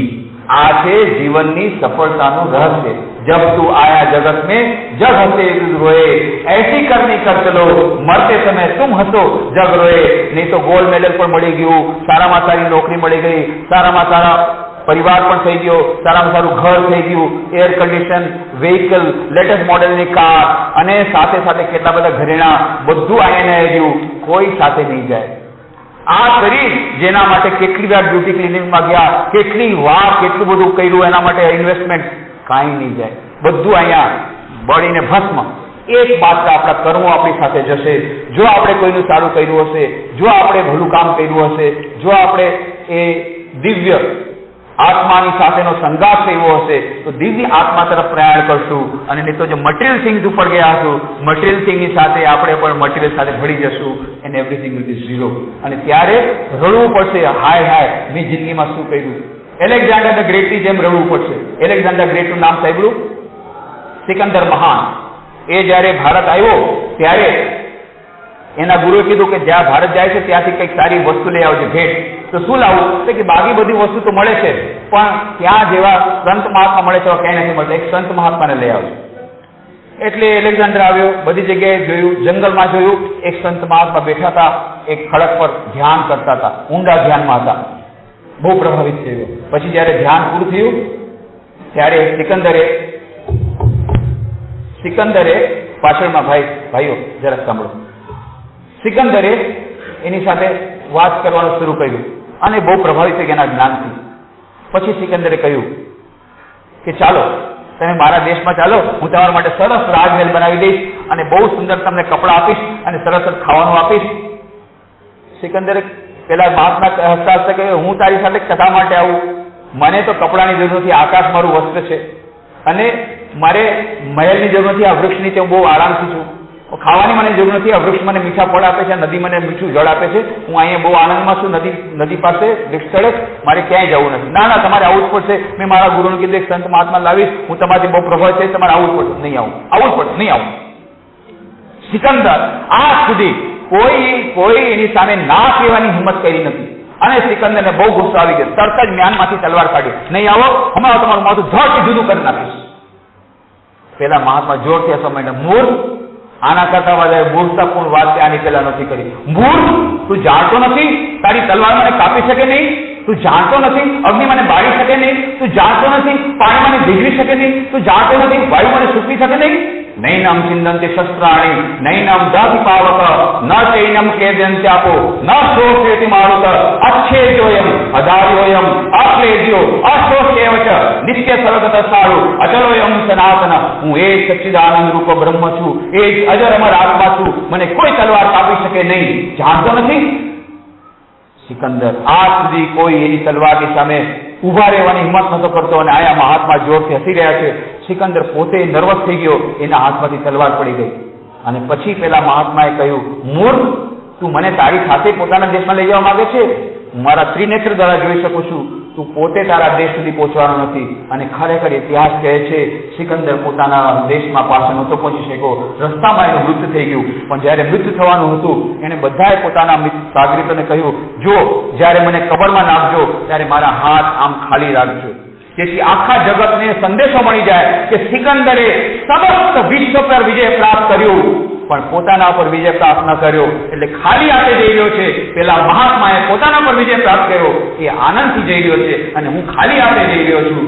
એ બધા આ સંદેશ આખો વિશ્વને પહોંચાડ્યો છે. આ છે સફળતા.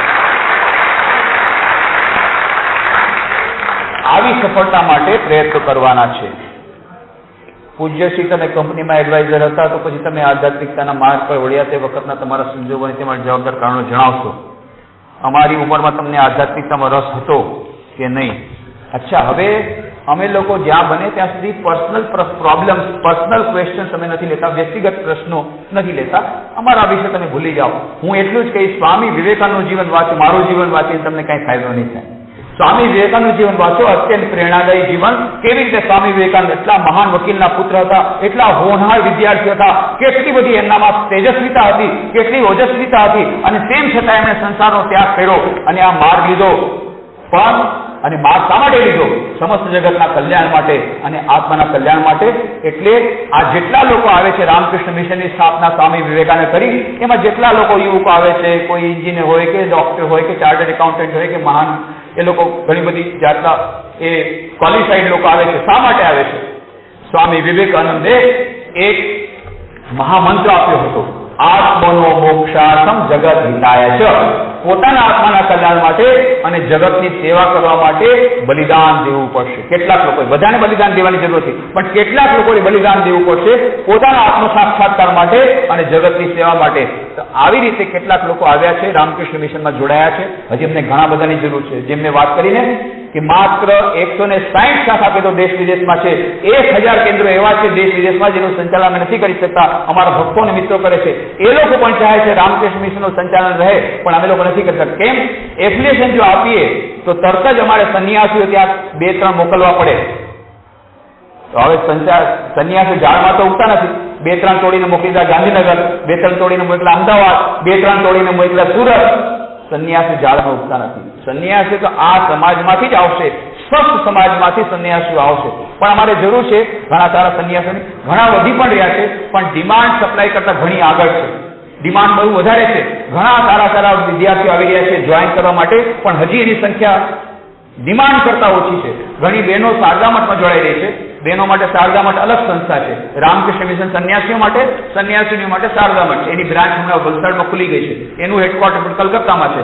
ઓસ્ટ્રેલિયામાં પણ એ લોકોની બ્રાન્ચ છે શારદા મઠની. એ લોકો પણ આવું જ કામ કરે છે સેવાનું. મોટી મોટી હોસ્પિટલ, મોટી શૈક્ષણિક સંસ્થાઓ, રૂરલ ટ્રાઇબલ ડેવલપમેન્ટ પ્રોજેક્ટ, સેવાના બધા કાર્યક્રમો અને રાહત સેવા, ફ્લડ હોય કે સાયક્લોન હોય, વાવાઝોડું હોય કે પૂર હોય કે ધરતીકંપ હોય, તરત અમે પહેલે જ દિવસે એ સેવા માટે પહોંચી જઈએ છીએ. કારણ કે સ્વામી વિવેકાનંદે આ ઉપદેશ આપ્યો તો રામકૃષ્ણ દેવના આદર્શ પ્રમાણે, શિવ જ્ઞાનથી જીવ સેવા કરો.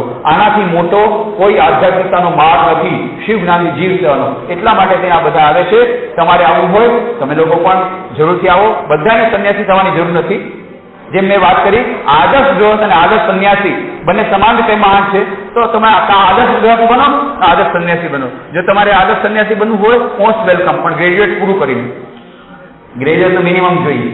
અને બહેનોને પણ સંન્યાસી નહીં બની શકે છે. પરંતુ મોટા ભાગના લોકો બધા સંન્યાસી નહીં બની શકે. પરંતુ what we want is you become enlightened citizens. તમે આદર્શ નાગરિક બનો. જો સંન્યાસી બની શકો બહુ સારું, ન બની શકો થોડોક ત્યાગ, થોડીક સેવાની ભાવના લાવો અને આદર્શ નાગરિક બનો. Self sacrifice. જો બહુ સરસ પ્રશ્ન, તમારા મનનો પ્રશ્ન પૂછે છે. In today's world, even if we try to do self-sacrifice, no one minds us. Even about self-sacrifice, they think very pessimistically. It is very difficult to cope up with it in today's world. So how are you asking us to do self-sacrifice, please? Very good question. Now, this is called sacrifice. Self-sacrifice means people will condemn you, people will criticize you. In the previous days, if anybody would do sacrifice, they used to be regarded, he is a person having sacrifice spirit and he is honest, he is sincere, he is following values. Now the situation is, if you try to lead a good life, try to lead a life of values, try to lead a life of honesty, then you will be branded as impractical. Sometimes they say, they will say, they will branded you as tales of Harishchandra. That means they will criticize you. That is sacrifice. Even if they criticize us, I will not give up my method. I will not give up my path. That requires tremendous sacrifice. That is the sacrifice of your ego, sacrifice of your own prestige, everything you have to sacrifice. But in the process, you will earn tremendous self-satisfaction from within. How to control anger? ये प्रश्न बहुत लोगों ने पूछा है, गुस्सा कैसे control करें? तो पहले हमको बताइए, गुस्सा क्यों आता है? जनाब को गुस्सा क्यों आता है? मैडम को गुस्सा क्यों आता है? पहले बताइए, बताइए, मैं बता दूं गुस्सा क्यों आता है, बता दूं? आप पूरा एनालिसिस करके देखिएगा, फिर लास्ट वीक में कितनी बार गुस्सा आया और उसका कारण क्या था? मैंने जैसा सोचा था ऐसा नहीं हुआ, इसलिए गुस्सा आया, है कि नहीं? ठीक है कि नहीं? मैं कीधु तो ये प्रमाणे न थी, गुस्सा आयो। मैं जैसा बोला था ऐसा नहीं हुआ, मैंने जैसा सोचा था ऐसा नहीं हुआ, गुस्सा आ गया। ये मैं है ना, ego, that ego has to be curved. अहंकार को थोड़ा कम करो, नंबर 1। सेकेंड, हमेशा हम जैसा सोचते हैं वैसा नहीं होगा, इस दुनिया में नहीं होता है, तो हम देखते हैं, होता वही है जो मंजूरे पूरा होता है। इसको याद रखो, इसको याद रखो। बस इसलिए एक फॉर्मूला लिख लो, ये गुस्से को कंट्रोल करना है। Write down a formula on the wall in big letters, do your best and leave the rest. Do your best and leave, LEAV, leave the rest. You try to do your best, afterwards whatever result you have got, accept it boldly. Accept, because ultimately everything does not happen according to your wish, but at least your satisfaction, I tried my best. Do your best, leave the rest. Leave the rest means leave all the anxieties to God, leave all the other anxieties to the destiny. What you have said about the Christian missionary, that is right. If it is, then please let me know that where it was written. Thank you. Okay, you can read the book Swami Vivekananda in the West, New Discoveries by Mary Louise Burke, big 6 volumes. There she has given all the details about all these incidents that I mentioned. But I must tell you frankly, Swami Vivekananda, when he went to America, many Christian missionaries became Swamiji's ardent followers, ardent friends. So it is not, I don't want to say, and Swami Vivekananda always wanted a harmonious relationship between various religions, Christianity, Islam, Hinduism, all the religions he wanted, are accepting all religions equally true. In Ramakrishna Mission, we celebrate Christmas Eve. Every year we celebrate Christmas Eve in a big way. Most of the centers of Ramakrishna Mission, not only in America, not only in UK, but even in India, most of our centers celebrate Christmas Eve. In all our centers in Bangladesh, we celebrate Eid in a big way. Guru Nanak Jayanti, Mahavir Jayanti, Krishna Janmashtami, Ram Navami, all the festivals are celebrated in our centers in Ramakrishna Mission. So not that we want to say that we are antagonistic to it. This is just by the way that I mentioned this incident. If I hurt somebody's sentiment, then please forgive me. I beg your pardon. The intention was not to hurt anybody's sentiment. It is just by the process that I had to tell that incident.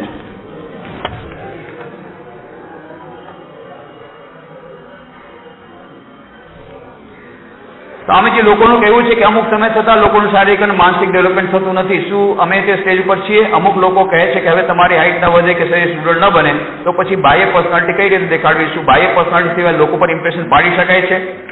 જો બાહ્ય પર્સનાલિટીની જરૂર છે impression પાડવા માટે, પણ impression પાડવા માટે ફક્ત બાહ્ય પર્સનાલિટીથી થશે નહીં, અને ફક્ત બાહ્ય પર્સનાલિટી ન હોય તો ઇમ્પ્રેશન નહીં પડી શકે, આ વાત પણ કાઢી નાખો. હવે તમે જોજો, BBC વર્લ્ડ સર્વિસે એક સર્વે કર્યો હતો, the greatest personality of the last millennium, છેલ્લા 1000 વર્ષની આખા વિશ્વની સૌથી મહાનમાં મહાન વ્યક્તિત્વ, મહાનમાં મહાન પર્સનાલિટી કઈ હતી?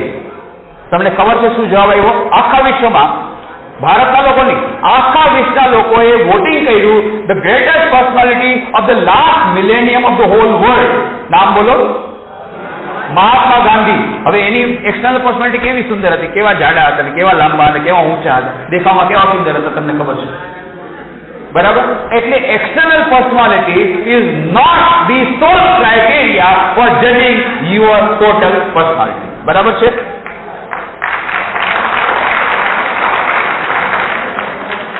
મને ગુસ્સો વધુ આવે છે તો શું કરવું?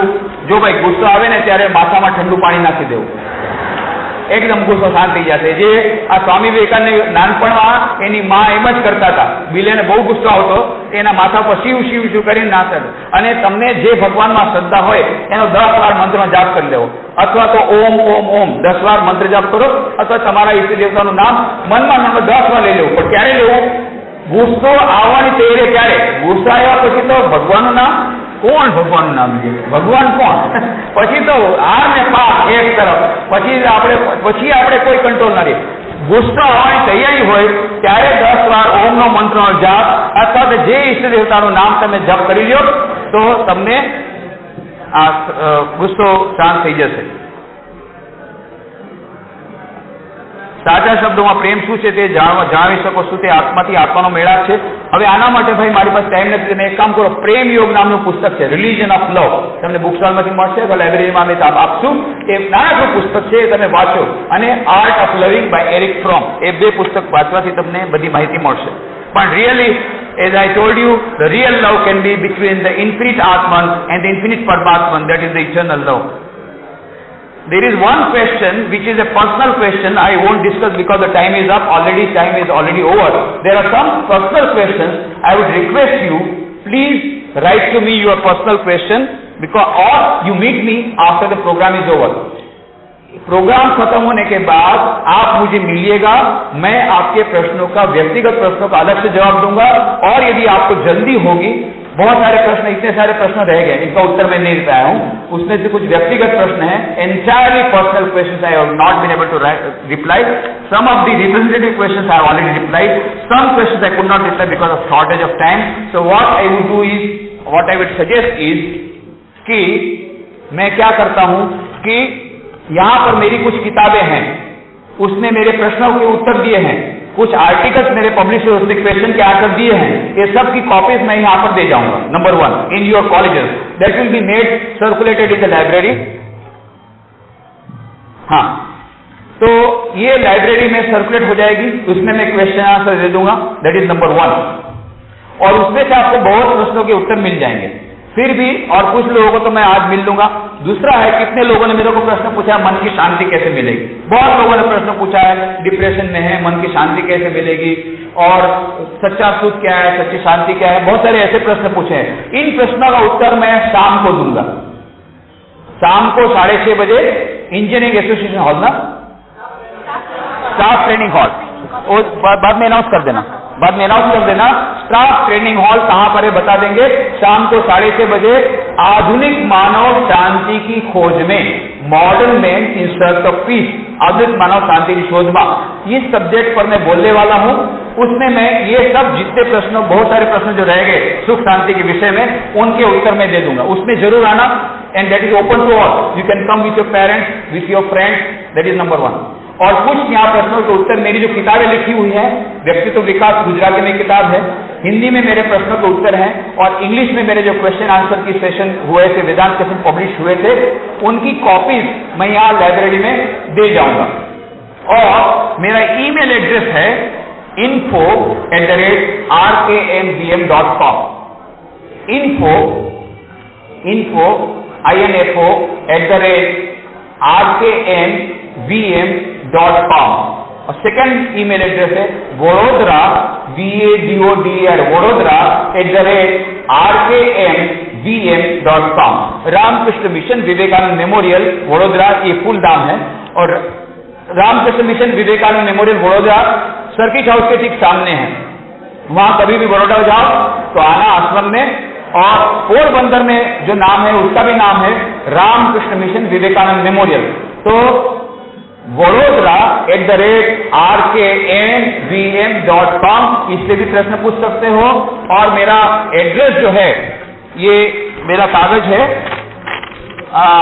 Panchsheel for total personality development और factors responsible for concentration, and suggested reading, ये पूरा कागज मैं आपकी कॉलेज में दे दूंगा, नोटिस बोर्ड में आ जाएगा, उसमें मेरा एड्रेस भी रहेगा।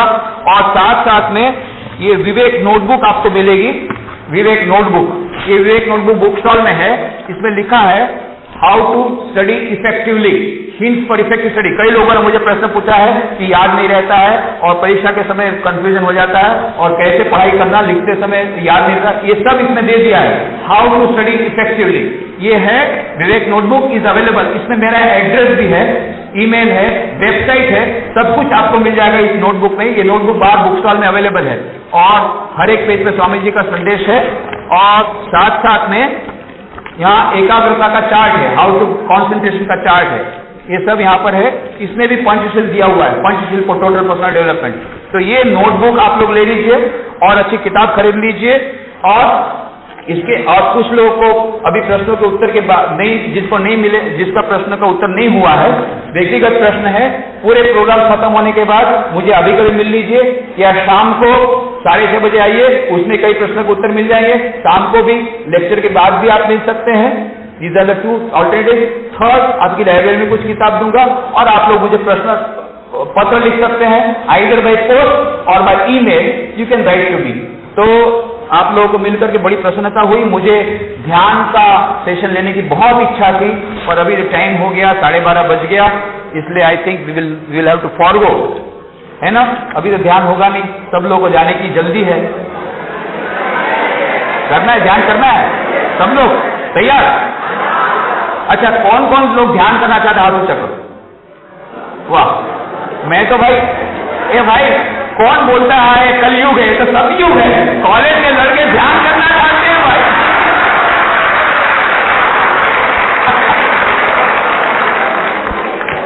अच्छा, तो अभी हम लोग ध्यान करेंगे। ध्यान मन की एकाग्रता के लिए बहुत ही आवश्यक है, मन की एकाग्रता के लिए बहुत आवश्यक है। ध्यान से मन में शांति मिलती है, ध्यान से भगवान की प्राप्ति होती है, ध्यान से समाधि की प्राप्ति होती है, ध्यान से हमारे जीवन का लक्ष्य पूरा होता है, ध्यान से ब्लड प्रेशर भी डाउन होता है। और इसीलिए विदेश में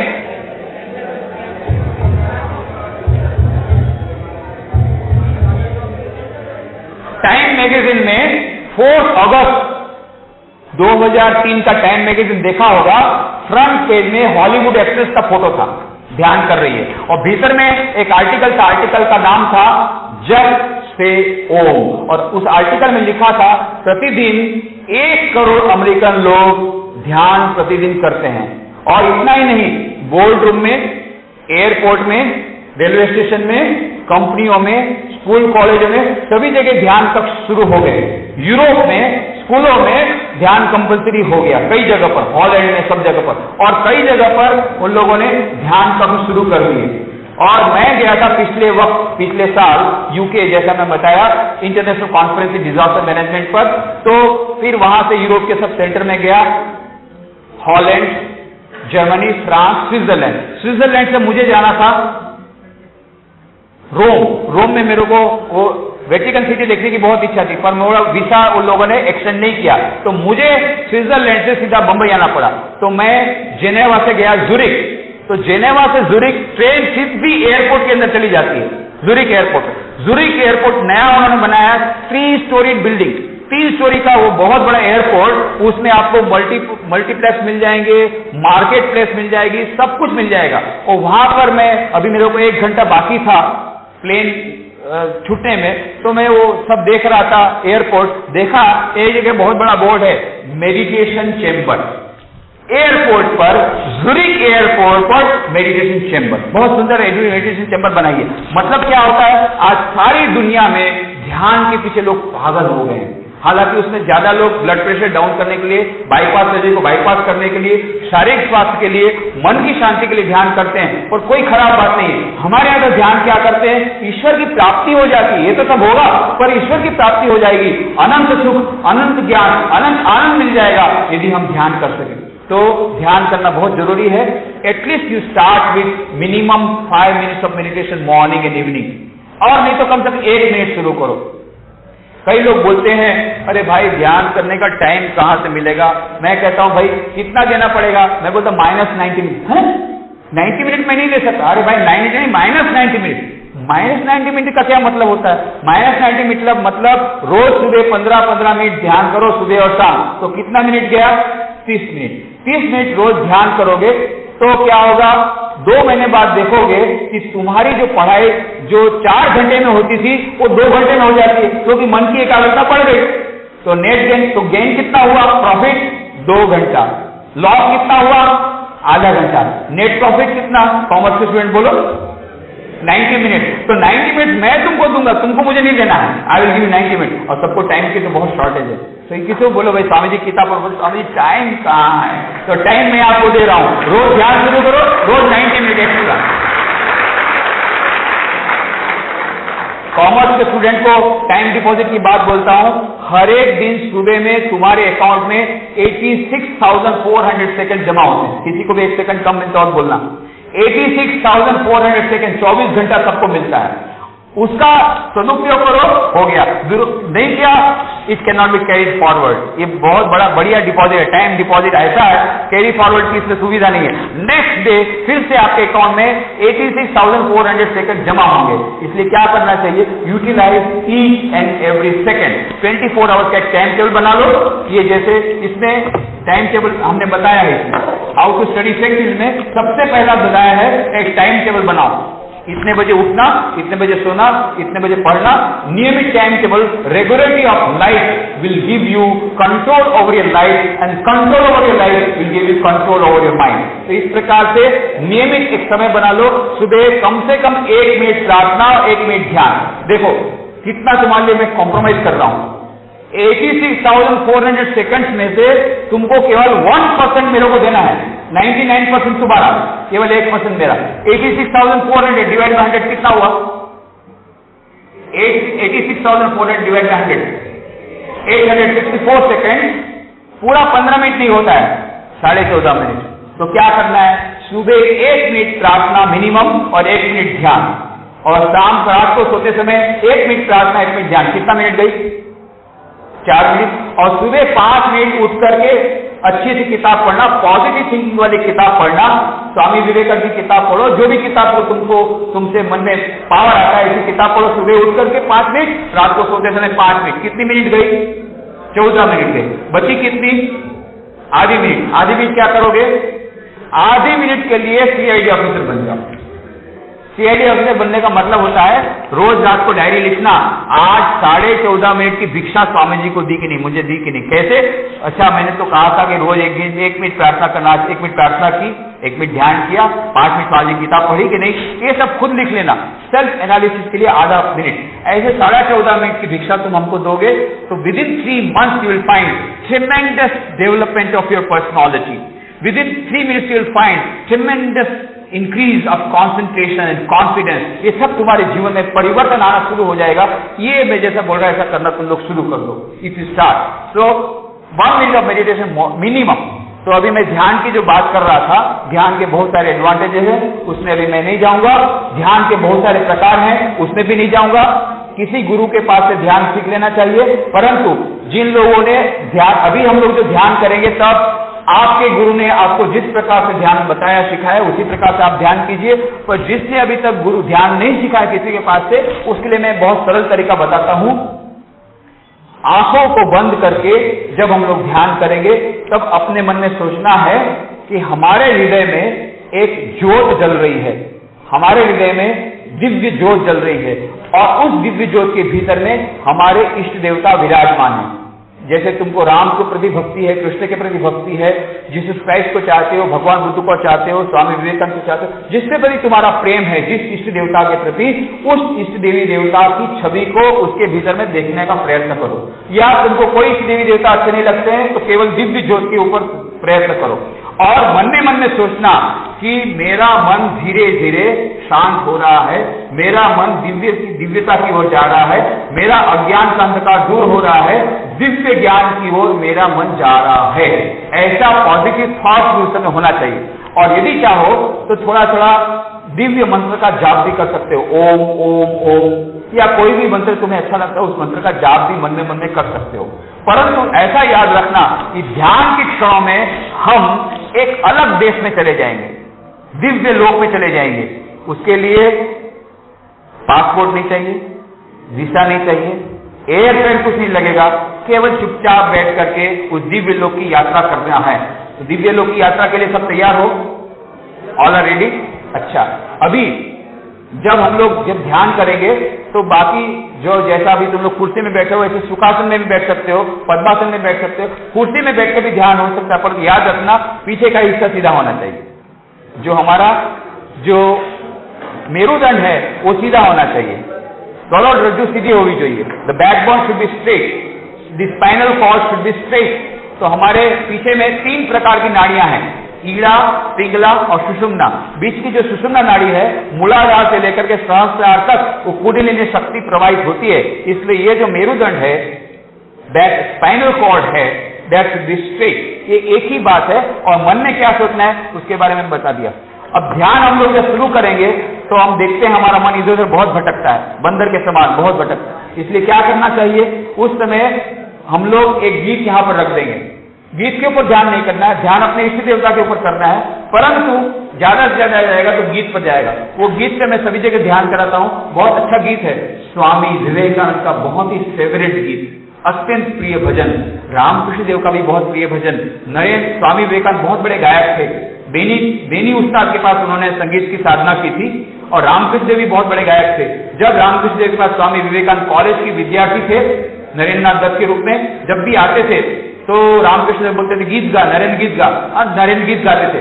बाद में नरेंद्र बोलता था मैं जाऊंगा, नहीं, पहले वो गीत गा, मेरा प्रिय गीत, तब तुझे जाने दूंगा। कौन सा गीत? जिस पर हम लोग अभी ध्यान करेंगे।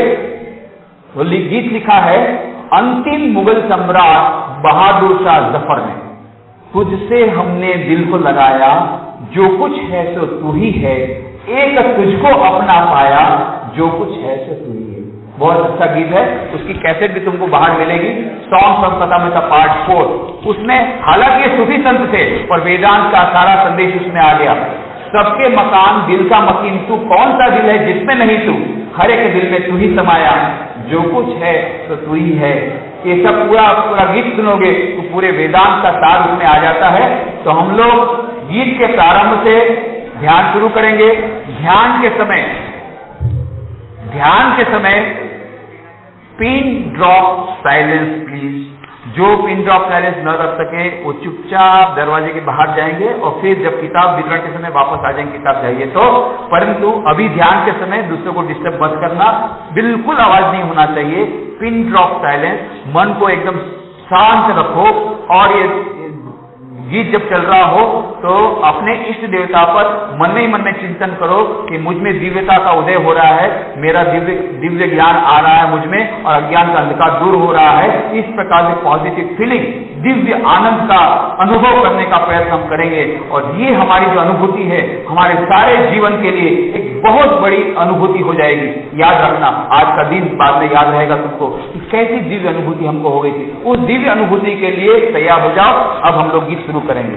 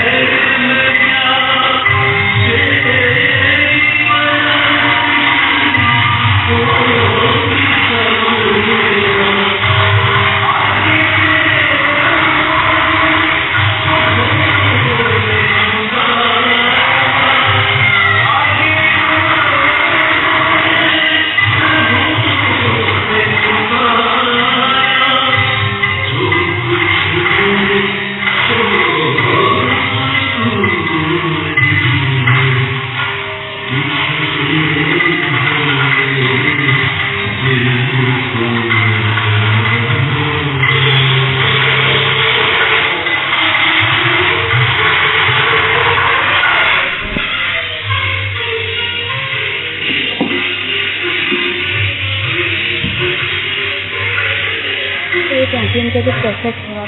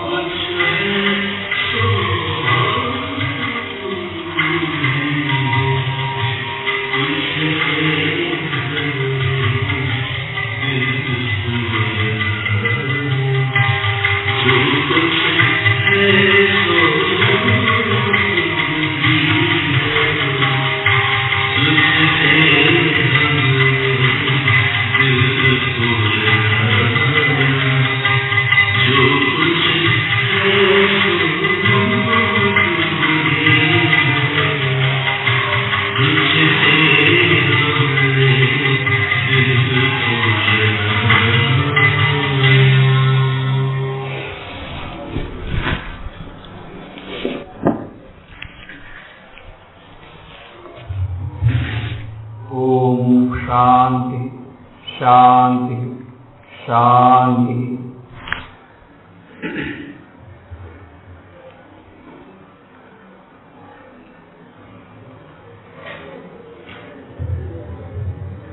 तो अभी हम लोगों ने उस दिव्य लोक की यात्रा की। हालांकि थोड़ा सा माइक में थोड़ा प्रॉब्लम था, इसलिए बहुत अच्छा तुमको संगीत नहीं सुनाई दिया, पर बहुत अच्छा वो कैसेट है, वहां से मिलेगा तुमको। पर ऐसा जरूरी नहीं कि इसी कैसेट से ध्यान हो सकता है, कोई भी अच्छा भजन रख करके भी ध्यान कर सकते हो, बिना भजन के भी ध्यान कर सकते हो, बिना कैसेट के भी ध्यान कर सकते हो। मुख्य बात है कि हमारे भीतर में जो दिव्य आत्मा है उसका चिंतन करने से दिव्यता प्रकट होती है, और ये आनंद रोज हम लोग ले सकते हैं, रोज प्रतिदिन ले सकते हैं, और इस आनंद के लिए कुछ भी प्राइस देनी नहीं पड़ेगी। और ये अलग प्रकार का आनंद है। एक आनंद तो होता है भेलपुरी खाने का आनंद, ये भी भौतिक आनंद है। दूसरा है अच्छी किताब पढ़ने का आनंद, भौतिक आनंद है, ये है दिव्य आनंद, आध्यात्मिक आनंद। तो इस आनंद की भी इस आनंद का हमें अवश्य लाभ उठाना चाहिए। तो मुझे आशा है कि आज के इस व्यक्तित्व विकास शिविर से आप लोगों को कुछ न कुछ लाभ हुआ होगा। पता नहीं आप लोगों को कितना लाभ हुआ, पर मुझे तो बहुत आनंद आया आप लोगों से मिलकर के। आपके भीतर में जो दिव्य चेतना विराजमान है, आप सबके भीतर में दिव्य चेतना विराजमान है, वो दिव्यता विराजमान है। उस दिव्यता की मैं कुछ सेवा कर पाया, उसका मुझे आनंद है कि मुझे चारों जो कुछ है सब तो ही है, आप सबके भीतर में वही दिव्य आत्मा है, तो मुझे ये सेवा करने का मौका मिला। ये मेरे लिए बहुत सौभाग्य की बात है, मुझे बहुत आनंद आया। I am very happy to have met you, I am extremely happy. And now at the end I will again remind you कि आज हमारे देश में सबसे अधिक आवश्यक है चरित्र निर्माण। यदि हमारे देशवासियों का चरित्र निर्माण हो जाएगा तो देश का विकास अवश्य होगा, और देश का विकास होगा तो समस्त विश्व का कल्याण होगा। क्योंकि स्वामी विवेकानंद ने कहा था, जब तक भारत का कल्याण नहीं होगा विश्व का कल्याण नहीं होगा, क्योंकि विश्व को आध्यात्मिक संस्कृति की देन मात्र भारत दे सकता है। ध्यान और योग का ये भारत की संस्कृति यही विश्व को बचा सकती है। इसलिए भारत को ऊपर उठना होगा। भारत को यदि 2020 तक में विकसित भारत बनाना है तो उसके लिए हमारे देश में से भ्रष्टाचार को हमें विदा देनी पड़ेगी, भ्रष्टाचार को दूर करना होगा। उसके लिए हमारे जो भविष्य के चीफ मिनिस्टर, प्राइम मिनिस्टर, भविष्य के IAS ऑफिसर, IPS ऑफिसर, जो भी विद्यार्थी व्यवस्था में यहाँ बैठे हैं, उन लोगों का चरित्र का निर्माण होगा, तभी हमारा देश आगे बढ़ेगा। ये चरित्र निर्माण होगा कैसे? टोटल पर्सनालिटी डेवलपमेंट, संपूर्ण व्यक्तित्व विकास जब होगा तब ये चरित्र निर्माण होगा। इसी के लिए हम लोग प्रयत्नशील हैं और सभी जगह पर जाते हैं, ताकि ये जो मूल्य आपके जीवन में आ जाए तो आप सब बड़े होकर के ये देश को भी महान बनाए। स्वामी विवेकानंद ने बहुत बड़ा संदेश दिया था जब भारत वापस लौटे थे अमेरिका से, सारे देश को जगाया था। 1000 वर्ष की निद्रा में जो सोया हुआ था भारत को जगाया। उत्तिष्ठत जागृत प्राप्त वरान निबोधत, arise awake and stop not till the goal is reached. उठो, जागो और लक्ष्य प्राप्त न हो जाए तब तक रुको मत। हमको भी आगे बढ़ना है, अपने जीवन में आगे बढ़ना है, कैरियर डेवलप करना है, पैसा भी कमाना है, जीवन में सुख शांति भी प्राप्त करनी है, साथ साथ में देश की, समाज की भी सेवा करनी है और देश को भी आगे बढ़ाना है। स्वामी विवेकानंद का सपना था, India shall conquer the whole world by spiritual power. Bharat समस्त विश्व पर विजय प्राप्त करेगा अपनी आध्यात्मिक शक्ति के द्वारा। ये होना अभी बाकी है। स्वामी जी तो युग दृष्टा थे, उन्होंने जो जो बातें कही सब सच हो गई है, पर एक बात अभी होना बाकी है, वह है समस्त विश्व पर विजय प्राप्ति। एटम बम से नहीं, न्यूक्लियर बम से नहीं, अहिंसा और प्रेम के द्वारा समस्त विश्व में भाईचारा की भावनाओं को जगा करके, सर्वधर्म समन्वय की भावनाओं को जगा करके विश्व के कल्याण के लिए हमें आगे आना होगा और इसीलिए भारत को आगे बढ़ाना पड़ेगा। इसके लिए चरित्र निर्माण बहुत आवश्यक है। आज से चरित्र निर्माण के लिए हमें प्रस्तुत होना पड़ेगा। संपूर्ण व्यक्तित्व विकास के लिए हमें तैयार होना पड़ेगा। कल से नहीं, आज से। काल करे सो आज कर, आज करे सो अब, पलमा पलने होएगी बहुरी करेगो कब। तुलसीदास जी की बात है। और अपोजिट पार्टी वाले क्या बोलते हैं? आज करे सो काल कर, काल करे सो परसों, इतनी क्या है प्यारे जब जीना है बरसों। तो आप लोग कौन सी पार्टी में? Tulsidas ji opposite party. तो तुलसीदास जी की पार्टी में है तो काल करे सो आज कर, आज से शुरू कर दीजिए संपूर्ण व्यक्तित्व विकास, भौतिक शारीरिक विकास, मानसिक विकास, बौद्धिक विकास, आध्यात्मिक विकास, पंचशील, आत्मविश्वास, आत्मनिर्भरता, आत्मज्ञान, आत्मसंयम, आत्मत्याग, self confidence, self dependence, self knowledge, self control और सेल्फ सेक्रीफाइस। उसके लिए क्या करना है? प्रतिदिन सुबह उठ करके कम से कम 1 मिनट प्रार्थना और 1 मिनट ध्यान, रात को सोते समय 1 मिनट प्रार्थना 1 मिनट ध्यान, सुबह शाम 5 मिनट स्वामी विवेकानंद की किताबें पढ़ना, कुछ जो भी किताबें पॉजिटिव थिंकिंग देती हो, और आधे मिनट के लिए डायरी लिखना, सेल्फ एनालिसिस। इस प्रकार से 14.5 महीने के लिए आप रोज करेंगे। आई एम वेरी मच कॉन्फिडेंट कि आपका संपूर्ण व्यक्तित्व विकास की एक कुछ शुरुआत हो जाएगी। आपके जीवन में शांति आएगी, सफलता आएगी, एकाग्रता आएगी, आत्मविश्वास आएगा। अंत में मैं स्वामी विवेकानंद के चरणों में प्रार्थना करता हूं कि उनके आशीर्वाद आप सब पर बरसें। विशेष करके जो लोग स्वामी विवेकानंद की पुस्तकें पढ़ेंगे उन पर स्वामी विवेकानंद के आशीर्वाद बरसेंगे। आप लोग अपने चरित्र का विकास करें, संपूर्ण व्यक्तित्व का विकास करें, अपने जीवन में आगे बढ़ें, सफलता प्राप्त करें और देश और समाज के लिए आशीर्वाद स्वरूप बने। इस प्रकार की प्रार्थना शुभकामनाओं के साथ आपसे विदा लेता हूं। धन्यवाद।